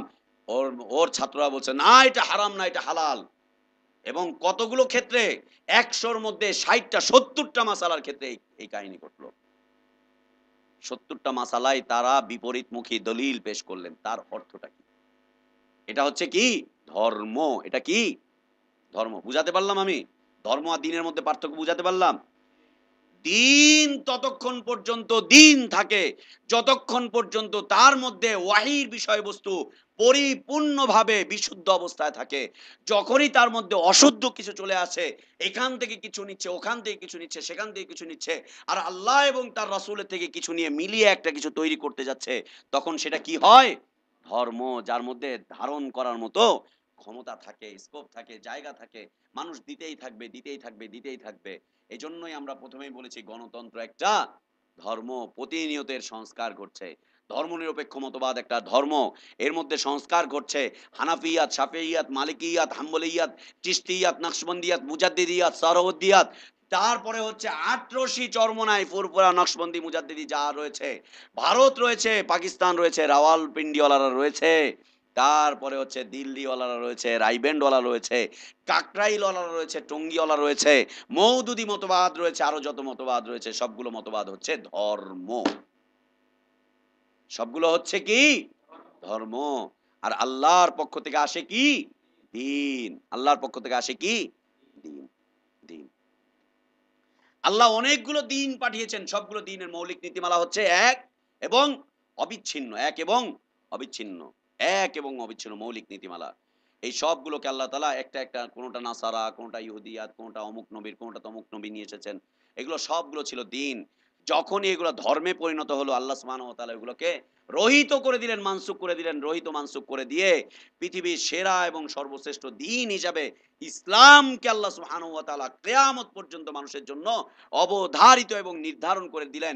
এই ইসলামের মধ্যে, এই দ্বীনের মধ্যে কোনো কিছু প্রবেশ করতে পারবে না, কোনো কিছু প্রবেশ করতে পারবে না। প্রবেশ করাবার জন্য চেষ্টা করা হবে। কিন্তু যারাই চেষ্টা করবে তারাই বিভিন্ন দল মত পথ নিয়ে আলাদা, আলাদা বিচ্ছিন্ন হয়ে যাবে। আল্লাহর শুকরিয়া, যারা এই কাজগুলো করেছে তারা নিজেদের নাম নিজেরাই দিয়েছে, বলছে আমি হানাফি। আমি হানাফি, মুসলিম বলতে পারছে না। আমি শাফি, আমি চিশতি, আমি চরমোনাই, আমি নকশবন্দি, আমি তবলিগি, আমি মওদুদি, আমি শিয়া, আমি অমুক, আমি দাহরিয়া, আমি হ্যান ত্যান।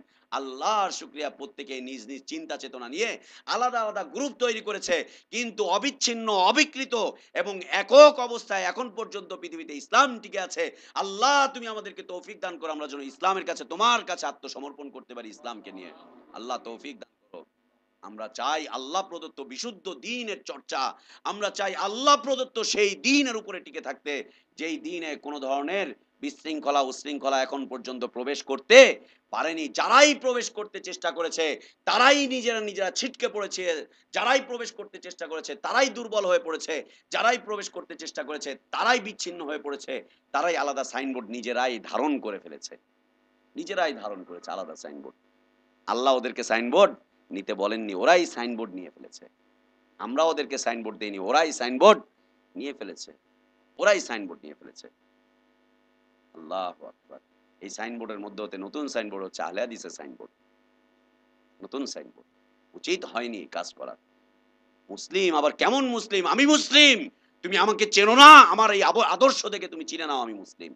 আমি মুসলিম, তুমি আমাকে চেনো না, আমার আবার পরিচয় দিতে আমি সালাফি। আমি মুসলিম, তুমি আমার বক্তব্য শুনে মনে রেখো যে আমি মুসলিম, মুসলিমের মতো কথা বলছি। আমি মুসলিম, আমার কথা তুমি বুঝতে পারছো না। কোরআন খুলে দেখো নবীর কথার সাথে আমার কথা মিলছে কিনা। কোরআন খুলে দেখো সাহাবীদের কথার মতো আমার কথা মিলছে কিনা। কোরআন খুলে দেখো ইব্রাহিমের দাওয়াতের সাথে, নূহের দাওয়াতের সাথে, ইসমাইলের দাওয়াতের সাথে আমার দাওয়াত মিলছে কিনা। তুমি আবার আমাকে লেবেল দিতে চেষ্টা করছো। আপনি মুসলিম, কোন ধরনের মুসলিম একটু বোঝান দেখি। কোন ধরনের মুসলিম? কোন ধরনের মুসলিম তুমি বুঝতে চাও? আল্লাহ প্রদত্ত যে ইসলাম আল্লাহ পাঠিয়েছেন সেই ইসলামকে আমি ফলো করে আমি মুসলিম হয়ে বেঁচে থাকতে চেষ্টা করছি। তুমি আমার চাল চলন, তুমি আমার কথাবার্তা, তুমি আমার বক্তব্য বিবৃতি দিয়ে আমাকে চিনে নিতে চেষ্টা করো আমি কোন কিসিমের মুসলিম। মুসলিম আজীবন মুসলিম থাকবে। মুসলিমের ডানেও কিছু থাকবে না, মুসলিমের বামেও কিছু থাকবে না, মুসলিমের সামনেও কিছু থাকবে না, মুসলিমের পিছেও কিছু থাকবে না। মুসলিম মুসলিম হিসাবে পৃথিবীতে থাকবে। মুসলিম মুসলিম নাম ধারণ করে পৃথিবীতে বেঁচে থাকবে। কারণ এই নাম কে দিয়েছেন? আল্লাহ সুবহানাহু ওয়া তাআলা দান করেছেন। আবার ডান বাম কি আছে? ইস! সুন্দরবনের মধু, নিজের ঘরের মধু, অমুক জায়গার মধু, তমুক জায়গার মধু। আহাহা! মাযহাবীওয়ালারা কত নাম নিয়েছে। আপনি যদি আরেকটা নাম না নেন তাহলে কি করবেন? গত বছর রমাদানের পূর্বে মদিনা ইউনিভার্সিটি থেকে কয়েকজন আলেম এসেছিলেন। তার মধ্যে হতে শেখ আল গান্নাম সবচাইতে বড় আলেম। সৌদি আরবে অনেক বড় একজন আলেম এবং যারা এসেছিলেন তাদের মধ্যে সবচাইতে বড় আলেম। মিরপুর ১২ নম্বর আলে হাদিস মাদ্রাসায় মসজিদে প্রোগ্রাম চলল। গেলাম, দাওয়াত পেলাম, গেলাম মাগরিবের পরে গিয়ে উপস্থিত হলাম। উপস্থিত হওয়ার পরে ওনারা ওনাদের মতো বক্তব্য রাখলেন। বক্তব্য রাখার পরে ডক্টর আব্দুল্লাহ ফারুক সাহেব এবং জমিয়তে আহলে হাদিসের বর্তমান যে আমির রয়েছেন ইলিয়াস সাহেব সভাপতি, উনি এই ২ জন বক্তব্য করছেন। এই ২ জন বক্তব্য করছেন। বক্তব্য করতে গিয়ে ডক্টর আব্দুল্লাহ ফারুক সাহেব তিনি বলছেন, "তোমরা এখন থেকে আহলে হাদিসের মাযহাবকে ঠিকমতো মেনে চলবে তো?" সামনে যারা রয়েছে সবাই বলছে, "হ্যাঁ, আহলে হাদিস মাযহাবকে আমরা মেনে চলবো।" এরপরে ইলিয়াস আলী সাহেব অন দা রেকর্ডিং আছে। রেকর্ডিং আছে আমার কাছে। এরপর ইলিয়াস আলী সাহেব বলছেন, "তোমরা আহলে হাদিসের মাযহাবকে ছেড়ে যাবে না তো? এই মাযহাবের দাওয়াতকে তোমরা এই দেশে প্রচার করবে তো? তোমরা এই মাযহাবের উপরে টিকে থাকবে তো? আহলে হাদিস মাযহাবটাই হচ্ছে পৃথিবীর সবচাইতে শ্রেষ্ঠ মাযহাব। এই মাযহাবের উপরে তোমাদেরকে টিকে থাকতে হবে, টিকে থাকতে হবে।" আল্লাহু আকবার! নাম ধারণ করার কি দরকার ছিল? আর ধারণ যখন করেছেন আবার নতুন মাযহাব বলার দরকারটা কি ছিল? লা ইলাহা ইল্লাল্লাহ, লা ইলাহা ইল্লাল্লাহ। দরকার ছিল না, দরকার ছিল না, দরকার ছিল না। আস্তাগফিরুল্লাহ ওয়া আতুবু ইলাইহি। এ হচ্ছে দিন। দিন আর ধর্ম পার্থক্য বুঝেছি? বুঝেছি আমরা পার্থক্য? এ হচ্ছে পার্থক্য। ধর্মের মধ্যে প্রবেশ করবে কিন্তু দিনের মধ্যে প্রবেশ করতে পারবে না। আল্লাহ সুবহানাহু ওয়া তাআলা বলছেন, "লা ইয়াতিহিল বাতিলু মিন বাইনি ইয়াদাইহি ওয়ালা মিন খালফিহি তানজিলুম মিন হাকিমিন হামিদ।" এর ডানে বামে সামনে পিছে থেকে কোনো বাতিল প্রবেশ করতে পারবে না। কারণ এটা অবতীর্ণ হয়েছে হাকিমিন হামিদ, মহাপ্রজ্ঞময়, মহাপ্রশংসিত সত্তার পক্ষ থেকে এটা অবতীর্ণ হয়েছে এই দিন। প্রবেশ করতে পারবে না। চেষ্টা করবে, ঢুকাতে চাইবে, এইটা চাইবে, সেটা চাইবে এবং নিজেরাই একটা পর্যায়ে বিচ্ছিন্ন হয়ে পড়বে। নিজেরাই এদিকে চলে আসেন, এদিকে চলে আসেন, ভিতরে চলে আসেন, ভিতরে চলে আসেন। গেটটা ছেড়ে দেন। আরো লোকজন আসবে, গেট ছেড়ে দেন। গেট ছেড়ে দেন। জি, জি, বসে যাই, বসে যাই। নড়াচড়া না করি। এটা হচ্ছে দিন এবং ধর্মের মধ্যে পার্থক্য। আমরা দিন মানবো না ধর্ম মানবো?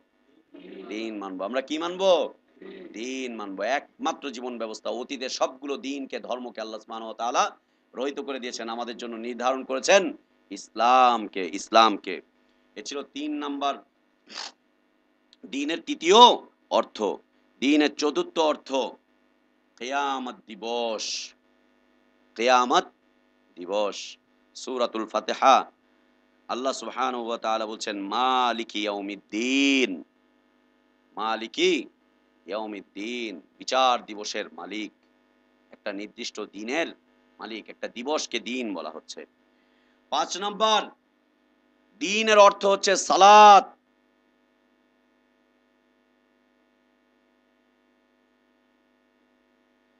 দ্বীনের অর্থ হচ্ছে সালাত এবং যাকাত। সালাত এবং যাকাত দ্বীনের অর্থ। কোরআনুল কারীম সূরা বাইয়িনা, সূরাতুল বাইয়িনা, কোরআনুল কারীম সূরাতুল বাইয়িনা, ছোট্ট সূরা, দেখে নেবেন। আর দ্বীনের আরেক অর্থ হচ্ছে শুধুমাত্র সালাত।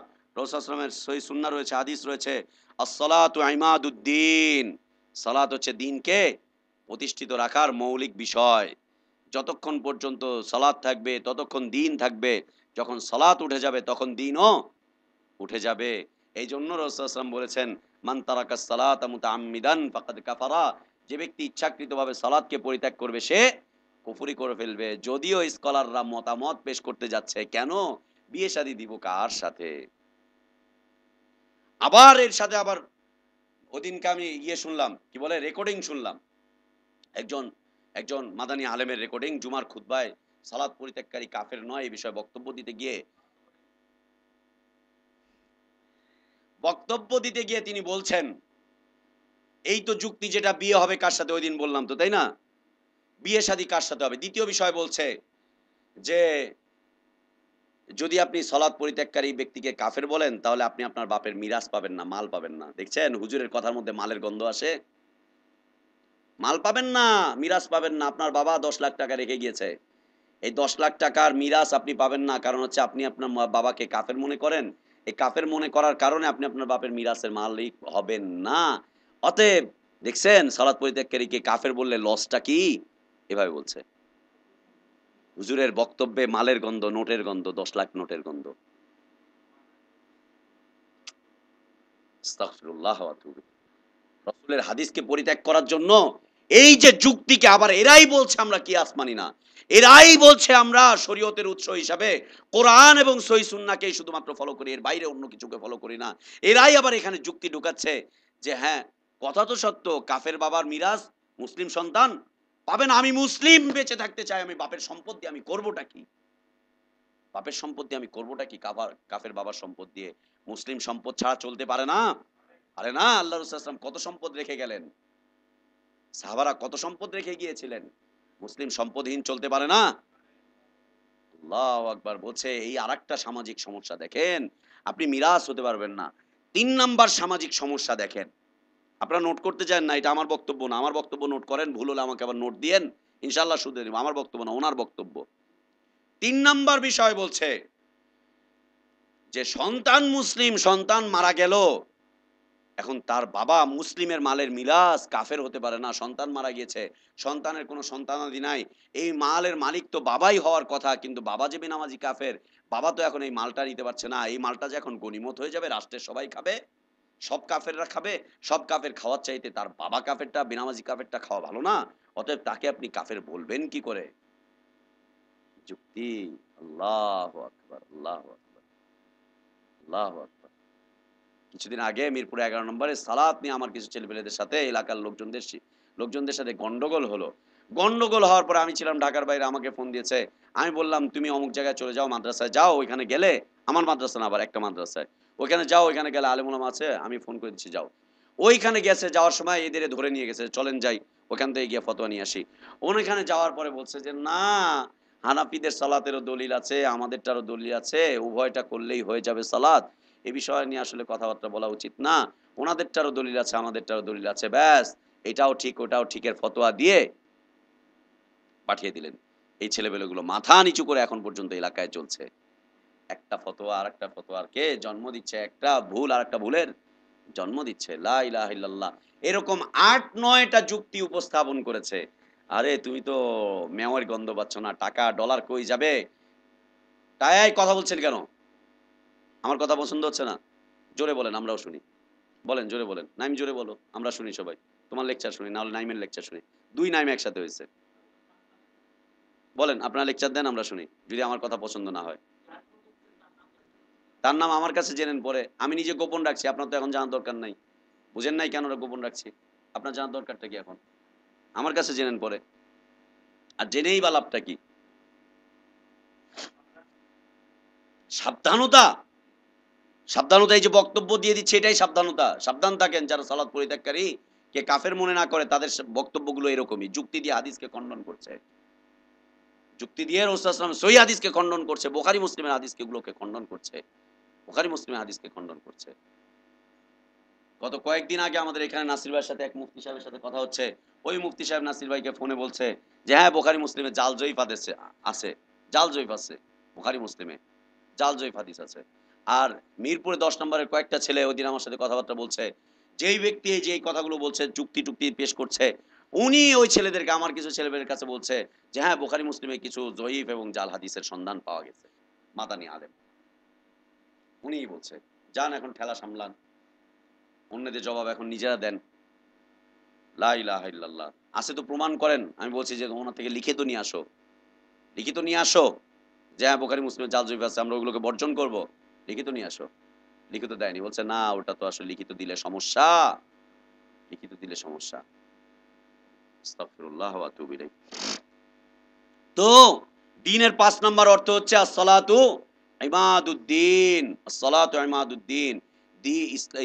সালাত হচ্ছে দ্বীনের মৌলিক স্তম্ভ, মৌলিক স্তম্ভ।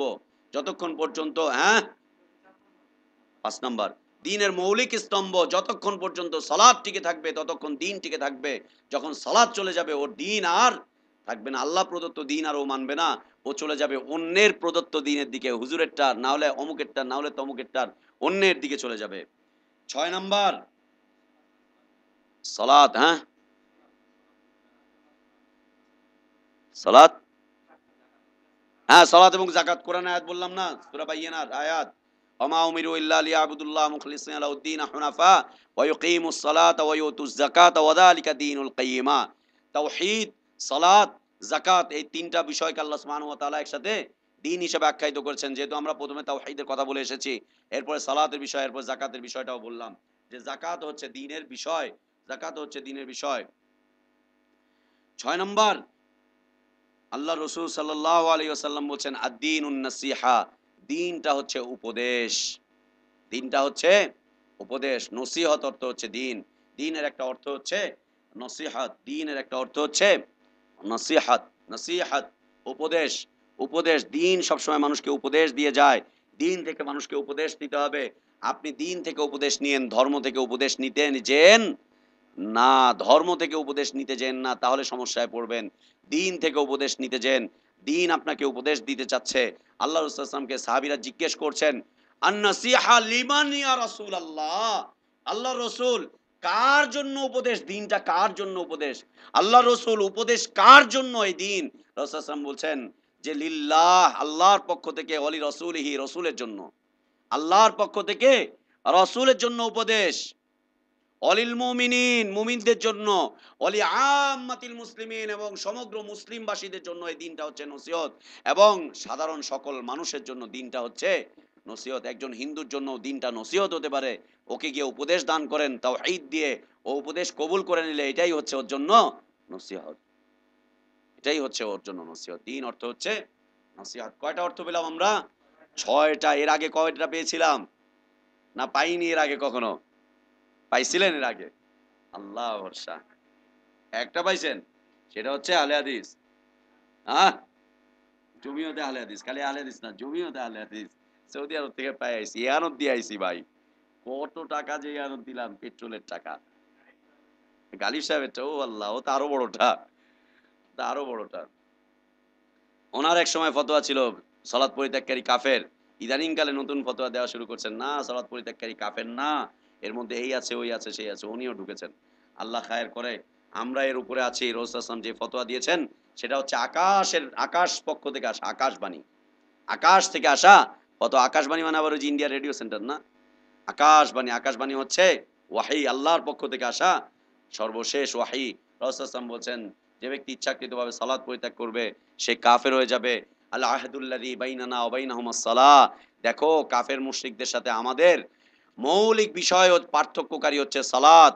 মান তারাকাহা ফাকাদ কাফারা, যে ব্যক্তি সালাতকে পরিত্যাগ করবে, ছেড়ে দিবে, সে কুফরি করে ফেলবে। তুমি জানো কাফের মুশরিকদের সাথে আমাদের চুক্তি হচ্ছে আল্লাহর সাথে সালাতের বিষয়বস্তু নিয়ে। যে ব্যক্তি সালাতকে পরিত্যাগ করবে সে কাফের মুশরিকদের সাথে একসাথে ঢুকে যাবে, ওদের আদর্শকে গ্রহণ করবে। অনেকগুলো হাদিস রয়েছে, আমরা সামনে আলোচনা পেশ করবো ইনশাআল্লাহ। এই হচ্ছে দিন। এক নম্বর আমরা কি বললাম? দিন হচ্ছে প্রত্যেক নবী রাসূলের বিষয়বস্তু। প্রত্যেক নবী রাসূলের কাছে আল্লাহ তাআলা যা ওহী করেছিলেন সেটা হচ্ছে আল্লাহর তাওহীদ। তারা যে দাওয়াত দিয়ে যাচ্ছিলেন সেটা হচ্ছে দিন। দুই নম্বর হচ্ছে দিন অর্থ হচ্ছে ইসলাম। তিন নম্বর দিন অর্থ হচ্ছে বিভিন্ন ধর্ম। দিন অর্থ হচ্ছে বিভিন্ন ধর্ম। চার নম্বর দিন অর্থ হচ্ছে কেয়ামত দিবস। পাঁচ নম্বর দিন অর্থ হচ্ছে সালাত। ছয় নম্বর সালাত এবং যাকাত। ছয় নম্বর দিন অর্থ হচ্ছে উপদেশ নসিহত। মনে থাকবে বিষয়গুলো? মনে থাকবে বিষয়গুলো? মাথায় যেন থাকে। এই দিন, দিন সম্পর্কে আল্লাহ রসুল সাল্লাল্লাহু আলাইহি ওয়াসাল্লামের কাছে জিবরিল আলাইহিস সালাতু ওয়াস সালাম এসে প্রশ্ন করলেন। সহিহ মুসলিমের প্রথম হাদিস, ঈমান অধ্যায়ের প্রথম হাদিস সহিহ মুসলিমের। আল্লাহ রাসূল সাল্লাল্লাহু আলাইহি ওয়াসাল্লামের কাছে জিবরিল আমিন আলাইহিস সালাতু ওয়াস সালাম আসলেন, প্রশ্ন করলেন। এই দ্বীনের স্তর রয়েছে, মাথায় রাখেন, আমার দিক তাকান। দ্বীনের স্তর রয়েছে, দ্বীনের স্তর রয়েছে। দ্বীনের স্তর হচ্ছে তিনটি। দ্বীনের স্তর হচ্ছে তিনটি: ইসলাম, ঈমান, ইহসান। ইসলাম, ঈমান, ইহসান। ইসলাম, ঈমান, ইহসান। দ্বীনের স্তর কয়টি? তিনটি: ইসলাম, ঈমান, ইহসান। ইসলাম, ঈমান, ইহসান। এই তিনটা একসাথে থাকতে হবে। এই তিনটা আলাদা আলাদা হলে, শুধু ইসলাম নিয়েছেন, ঈমান ইহসান নাই, আপনি মুসলিম থাকতে পারবেন না, দ্বীনের উপরে থাকবেন না। আপনি ইসলাম এবং ঈমানকে নিয়েছেন, ইহসানকে ছেড়ে দিয়েছেন, আপনি থাকতে পারবেন না। আবার ইহসানের দুইটা শাখা রয়েছে, দুইটা পার্ট রয়েছে। দুইটার মধ্যে হতে আপনি অর্ধেককে নিয়েছেন আর অর্ধেককে ছেড়ে দিয়েছেন, আড়াইটার উপরে আছেন, চলবে না। তিনটাকে একসাথে সমন্বিত অবস্থায় আপনাকে মেনে নিতে হবে। তবেই যদি আপনি দ্বীনের উপরে, ইসলামের উপরে টিকে থাকতে পারেন, অন্যথায় থাকতে পারবেন না, অন্যথায় থাকতে পারবেন না। আসেন দ্বীনের এই মৌলিক বিষয়ের উপরে। দ্বীনের মৌলিক বিষয়, আল্লাহ রসুল সাল্লাল্লাহু আলাইহি ওয়াসাল্লামের কাছে জিবরিল আমিন আলাইহিস সালাতু ওয়াস সালাম আসলেন। এসে তার হাঁটুর সাথে হাঁটুকে লাগিয়ে দিয়ে বসে শুভ্র অবস্থায়, খুব দবদবে পরিষ্কার পরিচ্ছন্ন অবস্থায় এসে বলছেন, ইয়া মুহাম্মদ আখবিরনি আনিল ইসলাম। মুহাম্মদ, আপনি আমাকে ইসলাম সম্পর্কে পরিচয় দান করেন। আমরা এর আগে বললাম ইসলামের অর্থ। ইসলামের অর্থ হচ্ছে নিজের সবকিছুকে বর্জন করে রব্বুল আলামিনের কাছে আত্মসমর্পণ করা হচ্ছে ইসলামের অর্থ। ইসলামের অর্থ। আর ইসলামের পরিচয়, ইসলামের পরিচয়, অর্থ হবে আগে, তারপরে হবে পরিচয়। এই পরিচয় জিজ্ঞেস করছেন, মুহাম্মদ আপনি আমাকে ইসলামের পরিচয় সম্পর্কে বলেন, আমি ইসলামের পরিচয় জানতে চাচ্ছি। কে? জিবরিল আলাইহিস সালাতু ওয়াস সালাম। উনি পরিচয় জানতেন না? সব নবী রাসূলের কাছে যিনি ওয়াহী নিয়ে আসলেন, তিনি ইসলামের পরিচয় জানেন না? পরিচয় তো তিনি জানেন, তারপরেও কেন জানতে চাচ্ছেন? অ্যাটেনশন। এই দাঁড়াও, চুপচাপ থাকো, দেখো, শুনো। হুম আখবিরনি আনিল ইসলাম। মুহাম্মদ আমাকে ইসলাম সম্পর্কে পরিচয় দান করেন, পরিচয় দেন আপনি আমার সামনে। এটা কি মুহাম্মদ সাল্লাল্লাহু আলাইহি ওয়াসাল্লামের পরীক্ষা নেওয়া হচ্ছে নাকি? পরীক্ষা নেওয়া হচ্ছে মুহাম্মদ সাল্লাল্লাহু আলাইহি ওয়াসাল্লামের? না, পরীক্ষা নেওয়া হচ্ছে না। পরীক্ষা নিতে আসলে মুহাম্মদ সাল্লাল্লাহু আলাইহি ওয়াসাল্লাম ফেল করবেন না পাস করবেন? তার যদি পাস করেন তাহলে নবী রাসূলুল্লাহ ব্যর্থ হলেন কি করে? ব্যর্থ হলেন কি করে? রাখেন। আখবিরনি আনিল ইসলাম, আমাকে পরিচয় দেন। রাসূল সাল্লাল্লাহু আলাইহি ওয়াসাল্লামের সামনে অসংখ্য সাহাবীরা বসা আছেন, বড় বড় সাহাবী, ওমর ইবনুল খাত্তাব, অন্যান্য বড় বড় সাহাবীরা বসা আছেন, অনেক সাহাবী বসা। এর মধ্যে একজন লোক বাইরে থেকে চলে আসলো, সাহাবীরা বলছেন আমরা কেউ তাকে চিনি না। আবার অনেক দূর থেকে সফর করে এসেছে এমনটাও মনে হয় না। আমি মিরপুর থেকে এখানে আসি, নাসির ভাই আসার সাথে সাথেই বুঝে যে হ্যাঁ এসছে। মতি ভাই যান যান, গোসল করে আসেন, ফ্রেশ হয়ে আসেন। তার মানে দূর থেকে এসেছে বেচারা, বোঝাই যাচ্ছে, বোঝাই যাচ্ছে। যদিও নাইম ভাইকে বোঝা যায় না, গাড়ি হাঁকিয়ে এসছে। আমি ফকির মানুষ, হোন্ডায় কি আসছে বাবা, ময়লা টয়লা কত কিছু লাগে। যাক, দূর থেকে আসলে বোঝাই যাচ্ছে যে যে লোকটা সফর করে এসেছে। সাহাবীরা বলছেন এই লোকটা বাইরে থেকে এসেছে, তাও মনে হচ্ছে না, কাপড় চোপড় দেখে ধবধবা পরিপাটি অবস্থায়। আবার আমাদের এলাকার লোকও না, আমরা তাকে চিনি না। তিনি এসে রাসূল সাল্লাল্লাহু আলাইহি ওয়াসাল্লামের সামনে হাঁটুর সাথে হাঁটু লাগিয়ে দিয়ে বসে সামনাসামনি মুখামুখি বসে বলছেন, ইয়া মুহাম্মদ আখবিরনি আনিল ইসলাম। বলেন ইসলামটা কি? আল্লাহ রাসূল সাল্লাল্লাহু আলাইহি ওয়াসাল্লাম ইসলামের পরিচয় দিচ্ছেন। আল ইসলাম আনতুমিনা বিল্লাহ ওয়া মালাইকাতিহি ওয়া কুতুবিহি ওয়া রুসুলিহি ওয়াল ইয়াউমিল আখির ওয়া তুমিনা বিল কদরি খাইরিহি ওয়া শাররিহি। বাস, ইসলামের পরিচয় দিয়ে দিলেন। ইসলামের পরিচয় হচ্ছে এই পাঁচটি জিনিসের সমন্বিত নাম হচ্ছে ইসলাম। আস্তাগফিরুল্লাহ আল-আযীম, আস্তাগফিরুল্লাহ, আস্তাগফিরুল্লাহ। এটা হচ্ছে ঈমান বলে ফেলছি। তিনি বলছেন আল ইসলাম আনতা শাহাদা আল্লাহ ইলাহা ইল্লাল্লাহ ওয়া আন্না মুহাম্মাদার রাসূলুল্লাহ ওয়া ইকামিস সালাহ ওয়া ইতাইজ যাকাহ ওয়া তাসুমু রমাদান ওয়া তাহিজ্জুল বাইত মান ইসতাতা ইলাইহি সাবিলা। ইসলামের পরিচয় দিলেন। এই পাঁচটা বিষয় সমন্বিত নাম হচ্ছে ইসলাম। ইসলাম তুমি জানতে চাও জিবরিল, এই পাঁচটা বিষয়কে যে ব্যক্তি একসাথে মেনে নিবে, এই পাঁচটা বিষয়ের উপরে যে ব্যক্তি চলবে, এই পাঁচটা বিষয়কে যে ব্যক্তি অন্তর দিয়ে পরিশুদ্ধভাবে মেনে নিবে, মুখ দিয়ে বলবে এবং আমলে বাস্তবায়ন করবে, সে হচ্ছে ইসলামের উপরে থাকবে। ইসলাম জানতে চাচ্ছ, এটা হচ্ছে ইসলামের একটা পরিচয়। আমি দ্বীন ইসলামের পরিচয় তোমার কাছে দিলাম। এরপরে বলছেন আখবিরনি আনিল ঈমান, আপনি ঈমান সম্পর্কে আমাকে সংবাদ দেন। তিনি বলছেন আল ঈমান আন তুমিনা বিল্লাহ ওয়া মালাইকাতিহি। আমরা ছোটবেলায় মক্তব্যে পড়ছি না, হুজুর কত সুন্দর করে বলছে ঈমানে মুজমাল আমানতু বিল্লাহি ওয়া মালাইকাতিহি ওয়া কুতুবিহি ওয়া রুসুলিহি। ছোটবেলায় হুজুর পড়িয়ে দিল না? এই হুজুর ছোটবেলায় পড়িয়ে দিল, এরপরে আমার আর দীর্ঘদিন পড়াশোনা নাই। এরপরে ঈমান শেখার জন্য এলাকার কিছু লোকজন এসে বলছে, "চলো যাই ঈমানের মেহনত করি, ঈমান শিখি।" ওদের সাথে চলে গেলাম। ওরা আমাকে ঈমানের এই ৬ টা বিষয়কে বাদ দিয়ে বলছে, "তুমি কি জানো ঈমানের উপরে চলা সহজ হবে ৬ টা বিষয়কে মেনে নিলে?" সেটা কি? সেটা হচ্ছে কলেমা, কালেমাও নয়। কি? কলেমা, কাফ জবর ক, কাফ জবর ক, মায়ের ভাষা, কাফ জবর ক, ২১ এর ভাষা, মায়ের ভাষা, ২১ এর ভাষা, কাফ জবর ক, কলেমা, নামাজ, রোজা, ইলম ও জিকির, সহিহ নিয়ত, ইকরামুল মুসলিমিন, তাবলীগ, এটাই হচ্ছে তোমার দ্বীন, এটাই হচ্ছে তোমার ইসলাম, এটাই হচ্ছে ঈমান। এখন ওকে জিজ্ঞেস করেন, ভাই ঈমানের স্তম্ভ কয়টা, রোকন কয়টা, এই কয়টা, সেই কয়টা? ও বলবে যে ঈমানের রোকন হচ্ছে তাবলীগের ৬ উসুল। ইসলামের রোকন কয়টা? ভাই ইসলামের রোকন হচ্ছে তাবলীগের ৬ উসুল। এছাড়া আর কিছু নেই। ওকে বলেন যে তুমি ঈমানের রোকন বলতে পারছো না? না পারছি না। আরে ছোটবেলায় পিচ্চি অবস্থায় তোমার বাপ তোমাকে মক্তবে দিয়ে আসলো আর হুজুর তোমাকে শিখালো ঈমানে মুজমাল। তুমি সম্মিলিত ঈমান জানো না? ছোট্টবেলায় তোমার হুজুর তোমাকে শিখিয়ে দিয়েছেন। কেন ভুলে গেলে বাবা? ঈমান আমলের মেহনত করতে গিয়ে ঈমান ভুলে গিয়েছে। ঈমান আমলের মেহনত করতে গিয়ে কি শিখেছে? ওই ঈমান আমলের মেহনত করতে গিয়ে শিখেছে হচ্ছে ইলিয়াস সাহেবের দেওয়া ঈমানের রোকন। ঈমান আমলের মেহনত করতে গিয়ে আল্লাহর পক্ষ থেকে আসা ঈমানের রোকনকে ভুলে গিয়েছে। শিখেছে হচ্ছে ইলিয়াসের পক্ষ থেকে আসা ঈমানের রোকন, ওর পক্ষ থেকে আসা দ্বীনের রোকনকে শিখেছে। আর ছোট্টবেলায় আল্লাহ তাআলা যে বলছেন ফিতরাতাল্লাহিল্লাতী ফাতারান নাস আলাইহা, আল্লাহ তাআলা মানুষকে সৃষ্টি করেছেন ফিতরাতের উপরে। এজন্য ছোট্টবেলাতে ওই ছোট্ট বাচ্চাটি যখন কিছুই বুঝে না ইসলামের, ও মক্তবে যাচ্ছে আর হুজুরও অনাকাঙ্ক্ষিতভাবে না জেনে না বুঝে ঈমানে মুজমাল শিখিয়ে দিচ্ছে, ঈমানের রোকন তাকে শিখিয়ে দিচ্ছে। আল্লাহু আকবার! কত পার্থক্য, কত পার্থক্য! আল্লাহু আকবার! জিবরিল আমিন আলাইহিস সালাতু ওয়াস সালাম জিজ্ঞেস করছেন, বলেন তো ঈমানটা কি? রাসূল সাল্লাল্লাহু আলাইহি ওয়াসাল্লাম বলছেন, ঈমান আন তুমিনা বিল্লাহি ওয়া মালাইকাতিহি ওয়া কুতুবিহি ওয়া রুসুলিহি ওয়াল ইয়াউমিল আখির ওয়া তুমিনা বিল কদরি খাইরিহি ওয়া শাররিহি। বাস এতটুকু পর্যন্ত বলে দিলেন।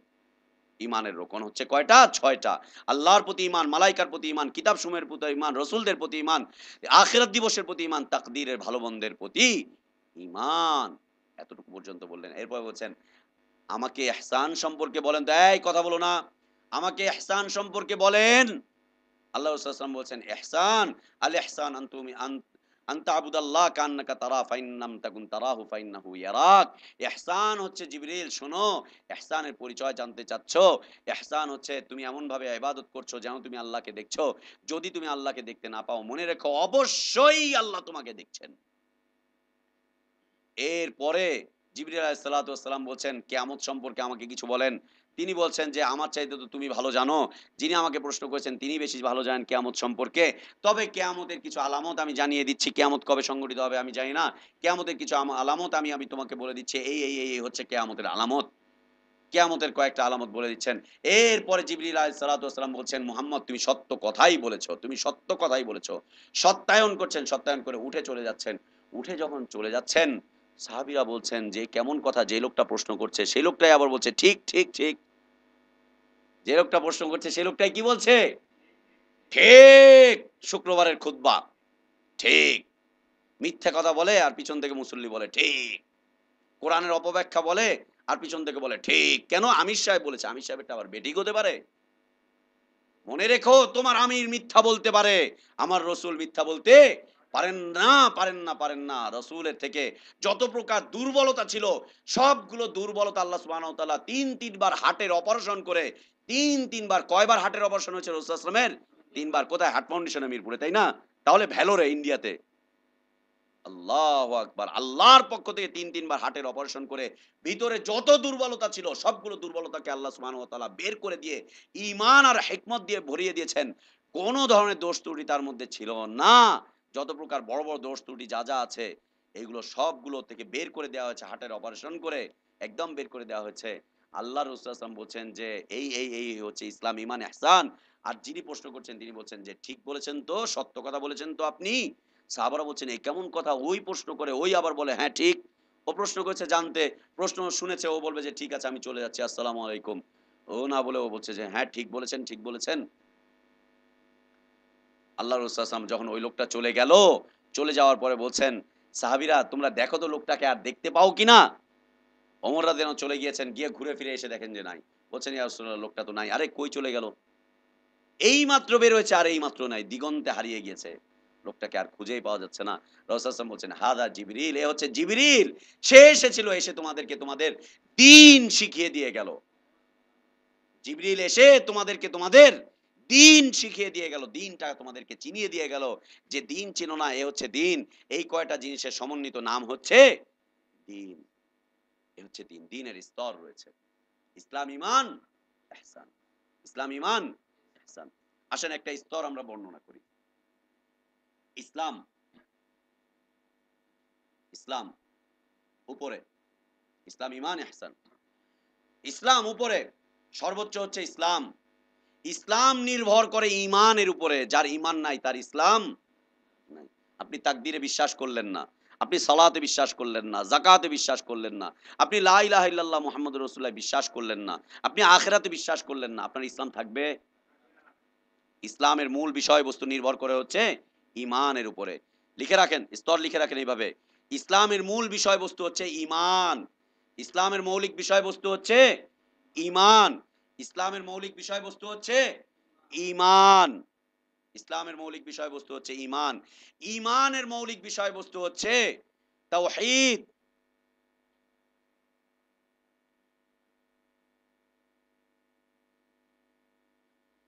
ঈমানের মৌলিক বিষয়বস্তু হচ্ছে তাওহীদ। তাওহীদের মৌলিক বক্তব্য হচ্ছে লা ইলাহা ইল্লাল্লাহ মুহাম্মাদুর রাসূলুল্লাহ। তাওহীদের মৌলিক বিষয়বস্তু হচ্ছে লা ইলাহা ইল্লাল্লাহ। লা ইলাহা ইল্লাল্লাহ মুহাম্মাদুর রাসূলুল্লাহ এখানে আসবে না। তাওহীদের মৌলিক বিষয়বস্তু হচ্ছে লা ইলাহা ইল্লাল্লাহ।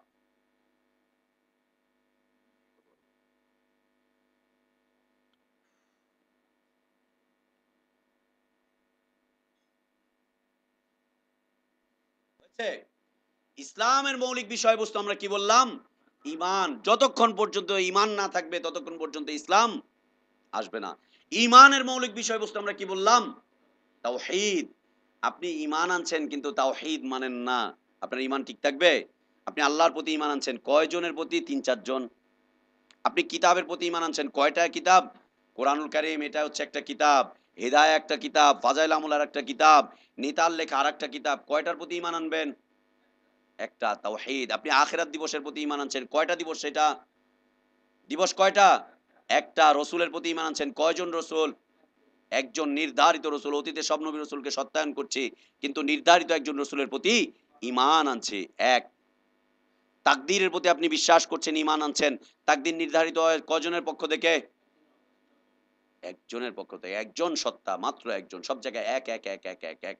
ঈমানের মৌলিক বিষয় হচ্ছে তাওহীদ। তাওহীদের মূল বক্তব্য হচ্ছে লা ইলাহা ইল্লাল্লাহ। লা ইলাহা ইল্লাল্লাহ। এটা হচ্ছে ইসলামের নাম। এটা হচ্ছে ইসলামের নাম। ইসলাম হচ্ছে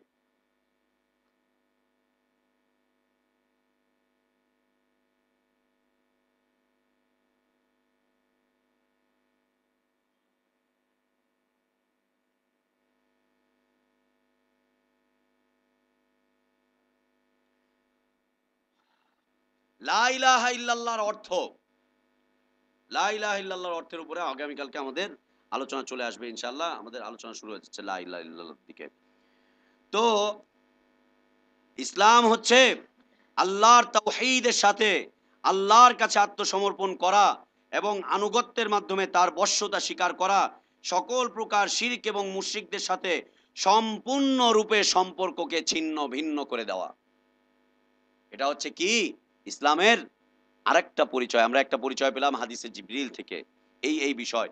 এই বিষয়গুলোর মূল বক্তব্য হচ্ছে তাওহীদের সাথে। তাওহীদের সাথে ইসলাম হচ্ছে তাওহীদের সাথে আল্লাহর কাছে আত্মসমর্পণ করা। আল্লাহর কাছে আত্মসমর্পণ করবেন, কিন্তু অসংখ্য মাবুদকে সামনে রাখবেন, অনেকগুলোর উপরে রাখবেন। আল্লাহ তোমার কাছে আত্মসমর্পণ করছি, কিন্তু মনে মনে অনেকগুলো খাজাকে আমি ধরে রেখেছি। অনেকগুলো খাজাকে ধরে রেখেছি। জি না, তাওহীদের সাথে আল্লাহর কাছে আত্মসমর্পণ করা, আনুগত্যের মাধ্যমে আল্লাহর বশ্যতা স্বীকার করা, আল্লাহর বশ্যতা স্বীকার করে নেওয়া আনুগত্যের সাথে, এবং শিরক এবং মুশরিকদের সাথে সম্পূর্ণরূপে সম্পর্ককে ছিন্ন করা। এই সম্পর্কে আল্লাহ সুবহানাহু ওয়া তাআলা দলিল পেশ করছেন সূরা যুখরুফ আয়াত নাম্বার 26, 27, 28। আল্লাহ সুবহানাহু ওয়া তাআলা বলছেন, ওয়াইদ ক্বালা ইব্রাহিমু লিআবিহি ওয়া কওমিহি ইন্নানি বারাউম মিম্মা তা'বুদুন ইল্লাল্লাযী ফাতারানি ফাইন্নাহু সায়াহদিন ওয়াজআলাহা কালিমাতান বাকিয়াতান ফি আকিবিহি লাআল্লাহুম ইয়ারজিউন। আল্লাহ তাআলা বলছেন, ওয়াইদ ক্বালা ইব্রাহিমু লিআবিহি ওয়া কওমিহি, ইব্রাহিম যখন তার পিতাকে এবং তার সম্প্রদায়কে বললেন, ইন্নানি বারাউম মিম্মা তা'বুদুন, যে বিষয়ে আলোচনা গতকালকে গিয়েছে, যে তোমরা যার ইবাদত করছো তার থেকে আমি আমার সম্পর্ককে ছিন্ন করছি, আমি আমার সম্পর্ককে জুড়ছি। ইল্লাল্লাযী ফাতারানি, যিনি আমাকে সৃষ্টি করেছেন, ফাইন্নাহু সায়াহদিন, তিনি আমাকে হিদায়াত দান করবেন। ওয়াজআলাহা কালিমাতান বাকিয়াতান ফি আকিবিহি লাআল্লাহুম ইয়ারজিউন। এই হচ্ছে ইসলামের একটি পরিচয়। ইব্রাহিম আলাইহিস সালাতু ওয়াস সালাম যার পরিচয় দিয়েছিলেন, ইব্রাহিম আলাইহিস সালাতু ওয়াস সালাম যে পরিচয়টা দিয়েছিলেন, সম্মানিত উপস্থিতি, ইসলাম ইসলাম হচ্ছে পূর্ববর্তী সকল দ্বীনের মধ্যে যত প্রকারের কল্যাণ ছিল, সকল প্রকার কল্যাণকে আল্লাহ সুবহানাহু ওয়া তাআলা এই যে বর্তমান দ্বীন রয়েছে, ইসলাম রয়েছে, এই দ্বীনের মধ্যে অন্তর্ভুক্ত করেছেন। এই দ্বীনের বিশেষ বৈশিষ্ট্য হচ্ছে, এই দ্বীন সকল স্থান, কাল, জাতি, বর্ণ, ধর্ম নির্বিশেষে সকলের জন্য উপযুক্ত এবং প্রযোজ্য। স্থান, কাল, পাত্র যেমনই হোক না কেন, সকল কালের জন্য, সকল জাতির জন্য, সকল স্থানের জন্য, সকল দেশের জন্য এই ইসলাম হচ্ছে প্রযোজ্য এবং উপযুক্ত। এই সম্পর্কে আল্লাহ সুবহানাহু ওয়া তাআলা সূরা মাইদা আয়াত নাম্বার 48 তিনি ইসলামের এই পরিচয় দিচ্ছেন। ওয়ানজালনা ইলাইকাল কিতাবা বিল হক, আমি আপনার উপরে সত্যের সাথে কিতাবকে অবতীর্ণ করেছি। মুসাদ্দিকাল লিমা বাইনা ইয়াদাইহি মিনাল কিতাব, যা সত্যায়ন করছে আপনার এবং পূর্ববর্তী সকল কিতাবকে সত্যায়ন করছে। অমুহাইমিনান আলাইহি ফাহকুম বাইনাহুম বিমা আনজালাল্লাহ ওয়ালা তাত্তাবি আহওয়াহুম ওয়াহযারহুম আম্মা জাআকা মিনাল হক। এরপরে আল্লাহ সুবহানাহু ওয়া তাআলা এই ইসলামকে আঁকড়ে ধরা, যে কোনো যুগ এবং স্থানে বসবাসকারীদের জন্য কল্যাণবাহী, উপযুক্ত করে তুলে ধরেছেন। যে কোনো যুগ, যে কোনো স্থানের মানুষের জন্য এটা হচ্ছে কল্যাণবাহী, এটা হচ্ছে উপযুক্ত। এর অর্থ এটা নয় যে ইসলাম স্থান, কাল, পাত্রভেদে প্রত্যেক জাতির অনুগামী হয়ে চলবে। প্রত্যেক জাতির অনুগামী হয়ে ইসলাম চলবে, না জাতি ইসলামের অনুগামী হয়ে চলবে? ইসলাম জাতির পিছনে পিছনে চলবে, না জাতির পিছনে পিছনে ইসলাম চলবে, না ইসলামের পিছনে পিছনে জাতি চলবে? ইসলাম প্রত্যেক জাতি, প্রত্যেক বর্ণ, প্রত্যেক দেশের জন্য ইসলাম প্রযোজ্য, উপযুক্ত, কল্যাণকামী। এর অর্থ এটা নয় যে আপনি ইসলামের পিছনে পিছনে ঘুরবেন না, বরং ইসলামকে আপনার পিছন পিছন ঘুরাবেন। বিষয়টা এরকম নয়। যারা আজকে খেলাফতি, হুকুমতি, জেহাদি যে সমস্ত গ্রুপগুলো রয়েছে, ওরা ইসলামকে ওদের পিছন পিছন নিয়ে ঘোরাচ্ছে। ওদের যখন দরকার হচ্ছে নিচ্ছে, ফিট করছে, যখন দরকার হচ্ছে তখন পিছনে ছুড়ে মারছে। ইসলাম আপনার অনুগামী নয়, আপনাকে ইসলামের অনুগামী হতে হবে। আপনাকে ইসলামের অনুগামী হতে হবে, ইসলাম আপনার অনুগামী নয়। ইসলাম এমন একটা দিন, যে বা যারা একে আঁকড়ে ধরবে, আল্লাহ তাআলা তার জিম্মাদার হবেন, তাকে তিনি সাহায্য করবেন, এবং সবার উপরে তিনি তাকে বিজয় করবেন। এ সম্পর্কে আল্লাহ সুবহানাহু ওয়া তাআলা সূরা আস-সফ আয়াত নাম্বার 9 তিনি বলছেন, হুয়াল্লাযী আরসালা রাসূলাহু বিল হুদা ওয়া দীনিল হক লিইয়ুযহিরাহু আলাদ দীনি কুল্লিহি ওয়ালাউ কারিহাল মুশরিকুন। সবাই এই আয়াতকে পেশ করে। মক্কার মুশরিকদের ওই অনুসরণ যারা করে তারাও পেশ করে, যেই গ্রুপ করে তারা সেই দলিল পেশ করে যে যেই মত পথ তরিকা ইজম পেশ করে তারা সেই প্রত্যেকেই এই আয়াতকে দলিল পেশ করে। অথচ আল্লাহ তাআলা এখানে একটা মৌলিক নীতিমালা বলছেন, হুয়াল্লাযী আরসালা রাসূলাহু বিল হুদা ওয়া দীনিল হাক্কি লিইয়ুযহিরাহু আলাদ দীনি কুল্লিহি ওয়ালাউ কারিহাল মুশরিকুন। তিনি হচ্ছেন আল্লাহ, যিনি রাসূলকে পাঠিয়েছেন স্পষ্ট হেদায়েত দিয়ে এবং সত্য দিন সহকারে তিনি রাসূলকে পাঠিয়েছেন। কেন? লিইয়ুযহিরাহু আলাদ দীনি কুল্লিহি, যাতে করে তিনি সকল দ্বীনের উপরে এই দ্বীনকে প্রকাশিত করেন। সকল দ্বীনের উপরে এই দ্বীনকে তিনি প্রকাশিত করেন। লিইয়ুযহিরাহু, সকল দ্বীনের উপরে তিনি যাতে করে এই দ্বীনকে প্রকাশিত করেন। জাহির করার অর্থ হচ্ছে প্রকাশিত করা। যারা বলছেন রাসূল যেন সব দ্বীনের উপরে এই দ্বীনকে বিজয়ী করেন, এই অর্থটা ভুল।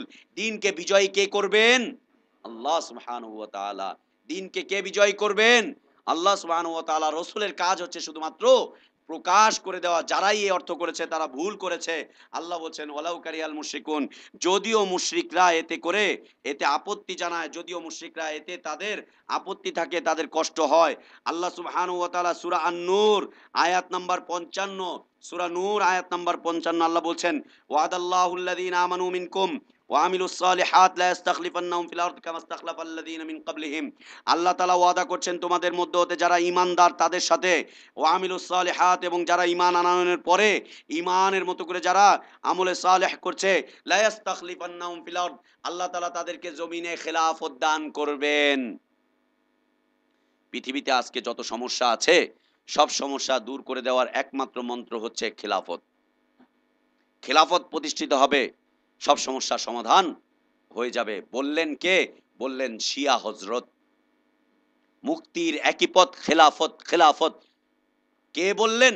হযরত, হযরত, শিয়াদের হযরত। মুক্তির একই পথ খেলাফত নয়, মুক্তির একই পথ খেলাফত নয়, মুক্তির একই পথ হচ্ছে ঈমান, তাওহীদ আর রিসালাত। মুক্তির একই পথ হচ্ছে ঈমান, তাওহীদ আর রিসালাত। এর বাস্তবায়ন হচ্ছে কিতাব ও সুন্নাত, কিতাব এবং সুন্নাত। এর মাধ্যমে যারা চলবে তারাই মুক্তি পাবে। খেলাফত পাক চাই না পাক, খেলাফত পাক চাই না পাক। অতীতের অনেক নবী রাসূলরা খেলাফত পাননি, কিন্তু তারা কি মুক্তি পাবেন না? তারা কি সফল নন? তাদের উম্মতরাও খেলাফত পাননি, মুক্তি পাবেন না? সফল নন তারা? তাহলে মুক্তির একই পথ খেলাফত, খেলাফত নয়। এই থিওরি দিয়েছে শিয়া হযরত, হযরত। মাথায় থাকবে এটা। আমাদের দেশে বড় একটা গ্রুপ রয়েছে হিজবুত তাহরীর, যারা এই স্লোগান দিচ্ছে মুক্তির একই পথ খেলাফত, খেলাফত। ওরা এসেছে হযরতদের পক্ষ থেকে। শিয়া হযরত, হযরত, তিনি এই খেলাফত, খেলাফত বলে দিয়েছেন আর সেখান থেকেই চলে এসেছে। আবার আরেকটা গ্রুপ রয়েছে মুক্তির একই পথ ইসলামী হুকুমত, হুকুমত। এটা কে বলেছেন? শিয়াদের পক্ষ থেকে আরেকজন হযরত তার আকওয়াল গুলোকে নিয়ে এসেছেন। এটা হচ্ছেন মওদুদী হযরত, মওদুদী হযরত। মওদুদী হযরতের থিওরি এটা। তিনি বলছেন যদি হুকুমত প্রতিষ্ঠিত হয় তাহলে আমরা সফল, হুকুমত যদি প্রতিষ্ঠিত না হয় তাহলে আমরা ব্যর্থ। ইসলাম ততক্ষণ টিকে থাকবে যতক্ষণ হুকুমত থাকবে। এবং তিনি এর পরিচয় দিচ্ছেন ইসলাম দরাসল হুকুমত কা নাম হয়। ইসলাম হচ্ছে হুকুমতেরই নাম। রাষ্ট্র প্রতিষ্ঠান নামই হচ্ছে ইসলাম। রাষ্ট্র আছে তো ইসলাম আছে, রাষ্ট্র নাই তো ইসলাম নাই। আমরা এই থিওরিতে বিশ্বাস করি না, তার কারণ এই থিওরি আল্লাহর পক্ষ থেকে আসেনি। কোন নবী রাসূল এই থিওরি দিয়ে যান নাই। ঈসা আলাইহিস সালাতু ওয়াস সালাম হুকুমত পান নাই, খেলাফত পান নাই। সফল না ব্যর্থ? মুসা আলাইহিস সালাম হুকুমত, খেলাফত কিছুই পাননি। সফল না ব্যর্থ? ইব্রাহিম আলাইহিস সালাতু ওয়াস সালাম, যিনি আমাদের আদর্শের পিতা, না পেলেন হুকুমত, না পেলেন খেলাফত। আজকে এখান থেকে বের করে যায়, কালকে ওইখানে পাঠায় দেয়, ওইখানে গিয়ে থাকে, আবার ওইখান থেকে ধাক্কা মারে, আবার আরেক এলাকা যায়, ওখান থেকে বের করে দেয়, আবার আরেক এলাকা যায়। এরপরে বউ বাচ্চাকে নিয়েও থাকতে পারে না, বউ বাচ্চাকে নিয়ে রেখে চলে আসে আবার আরেকটা জনমানবহীন এলাকায়, খাদ্যদ্রব্য কিছু নাই। সফল না ব্যর্থ? সফল, সফল। এই হুকুমত আর খেলাফত এটা দিলেন হচ্ছে হযরত, হযরত, হযরত, হযরত। হযরতদের পক্ষ থেকে এটা এসেছে। এটা হযরতদের পক্ষ থেকে আসা একটা বিধান। হযরতরা এই বিধান দিয়েছে, হযরতের পক্ষ থেকে এসেছে। সম্মানিত উপস্থিতি, আল্লাহ বলছেন তোমাদের মধ্য হতে যারা ঈমান এনেছে, ঈমানের শর্ত রয়েছে না? ঈমানের শর্ত আছে তাই না? শর্তযুক্ত ঈমান। ওয়া আমিলুস সালিহাত, এবং যারা আমলে সালেহ করছে, আমলে সালেহের জন্য শর্ত আছে না? শর্ত আমরা বলেছিলাম না? যারাই কাজ করবে আল্লাহ তাআলার ওয়াদা, আল্লাহ ওয়াদা করছেন। আল্লাহর ওয়াদা সত্য না মিথ্যা? সত্য। আল্লাহ বলছেন, আল্লাহ ওয়াদা করছেন, আল্লাহ তাআলা তাদেরকে জমিনে খেলাফত দান করবেন। পূর্ববর্তীদেরকে যেভাবে খেলাফত দান করেছিলেন, আমরাও যদি বিশুদ্ধ ঈমান আমলে সালেহের উপরে থাকতে পারি, মানুষকে আহ্বান করতে পারি ঈমান, তাওহীদ আর রিসালাতের দিকে, আল্লাহ তাআলা আমাদেরকেও খেলাফত দান করবেন। এটা হচ্ছে আল্লাহর ওয়াদা। আমরা খেলাফত চাচ্ছি না, লালায়িত নই। কিন্তু আল্লাহর ওয়াদা এটা। আল্লাহ আমাদেরকে দান করবেন, না হলে আমাদের পরবর্তীদেরকে দান করবেন, না হলে তারপরেরদেরকে দান করবেন। কেমন? যেভাবে তিনি খোলাফায়ে রাশিদিনকে দান করেছিলেন। খোলাফায়ে রাশিদিনকে দান করেছিলেন কেমন? যেমন মুহাম্মদ সাল্লাল্লাহু আলাইহি সাল্লামকে দান করেছিলেন। মুহাম্মদ সাল্লাল্লাহু আলাইহি সাল্লামকে আল্লাহ তাআলা দান করেছিলেন কেমন? যেমন তিনি দাউদ আলাইহিস সালাতু ওয়াস সালামকে দান করেছিলেন, সুলাইমান আলাইহিস সালাতু ওয়াস সালামকে তিনি যেমন দান করেছিলেন, ঠিক তেমনই তিনি দান করবেন আল্লাহ সুবহানাহু ওয়া তাআলা। শর্ত কয়টা? বিশুদ্ধ ঈমান, বিশুদ্ধ আমল এবং কিতাব তাওহীদ, কিতাব সুন্নাতের পথে মানুষকে ডাকা, ঈমান, তাওহীদ এবং রিসালাতের দিকে মানুষকে ডাকা, এই প্ল্যাটফর্মের উপরে চলা। এই যারা চলবে তাদের জন্য আল্লাহর ওয়াদা। আর আল্লাহ যেটা ওয়াদা করেন সেটা আল্লাহ তাআলা আপনার ঘর পর্যন্ত পৌঁছে দিবেন। আপনাকে এটার জন্য আন্দোলন, হরতাল, অবরোধ আর ভিক্ষা করতে হবে না। দে বাবা একটা ভোট, আমি খেলাফত প্রতিষ্ঠা করব। আপনাকে ভিক্ষা করা লাগবে না। আপনাকে ভিক্ষা করা কোনো দরকার হবে না। দে বাবা ভোট, আমি হিন্দু মুসলিম সব মিলিয়ে ভাই ভাই করে আরেকটা ধর্মকে প্রচার করব। না, এটা আপনাকে করা লাগবে না। আল্লাহ তাআলা এই যে বিষয়গুলো আমরা বললাম, এই ইসলাম যারা মানবে, এই ইসলাম যারা মানবে তাদের জন্য আল্লাহর পক্ষ থেকে রয়েছে সম্মানিত উপস্থিতি। ইসলাম হচ্ছে একটি বিশ্বাস, ইসলাম হচ্ছে একটি শরীয়ত, ইসলাম হচ্ছে একটি জীবন ব্যবস্থা এবং তা নির্ভর করে একটি আকীদার উপরে, এবং আল্লাহ সুবহানাহু ওয়া তাআলা তার জন্য একটা বিধান দিয়েছেন যা সকল ক্ষেত্রে পরিপূর্ণতায় পরিপূর্ণ একটি মহান আদর্শের নাম হচ্ছে ইসলাম। এই ইসলাম আল্লাহ তাওহীদের নির্দেশ দেয় এবং সকল প্রকার শিরকের মতো জঘন্য পাপকে নিষেধ করে।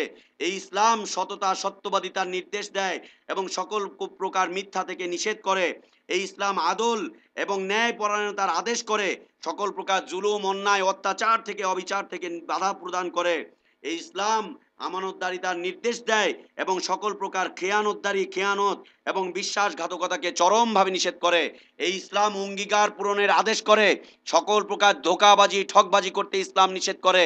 এই ইসলাম পিতামাতার সাথে ভালো আচরণ করতে আদেশ করে এবং তাদের অবাধ্য হতে নিষেধ করে। এই ইসলাম নিকটাত্মীয়র সাথে সম্পর্ক বজায় রাখার জন্য আদেশ করে, সম্পর্ক ছিন্ন করতে নিষেধ করে। এই ইসলাম প্রতিবেশীর সাথে সৎ আচরণের নির্দেশ দেয় এবং তাদের সাথে খারাপ আচরণ করতে নিষেধ করে, যদিও তারা অমুসলিম হয়। এই ইসলাম সর্বোপরি, ইসলামের যাবতীয় সকল আচার আচরণ হচ্ছে সম্মানিত, সকল প্রকার সম্মানীয় কাজের নির্দেশ ইসলাম দান করে। সকল প্রকার অসৎ আচরণ, খারাপ আচরণ থেকে ইসলাম নিষেধ করে। ভালো এবং উপকারী, কল্যাণকর বলতে যা কিছু বোঝা যায় সব কটাই হচ্ছে ইসলামের মধ্যে রয়েছে। ইসলাম সকল প্রকার খারাপ, অনৈতিক এবং অসৎ, অকল্যাণ বলতে যা বোঝায় সব কিছুকে নিষেধ করে। এর দলিল হচ্ছে সূরা নাহলের আয়াত 190, সূরা নাহল আয়াত নাম্বার 90। যতগুলো কথা বললাম সবগুলো বিষয়কে আল্লাহ তাআলা এই আয়াতের মধ্যে সমন্বয় করেছেন। এই আয়াতের মধ্যে আল্লাহ তাআলা বর্ণনা করেছেন। আল্লাহ বলছেন, ইন্নাল্লাহা ইয়ামুরু বিল আদলি ওয়াল ইহসান ওয়া ইতাই যিল কুরবা ওয়া ইয়ানহা আনিল ফাহশাই ওয়াল মুনকারি ওয়াল বাগি ইয়াইযুকুম লাআল্লাকুম তাযাক্কারুন।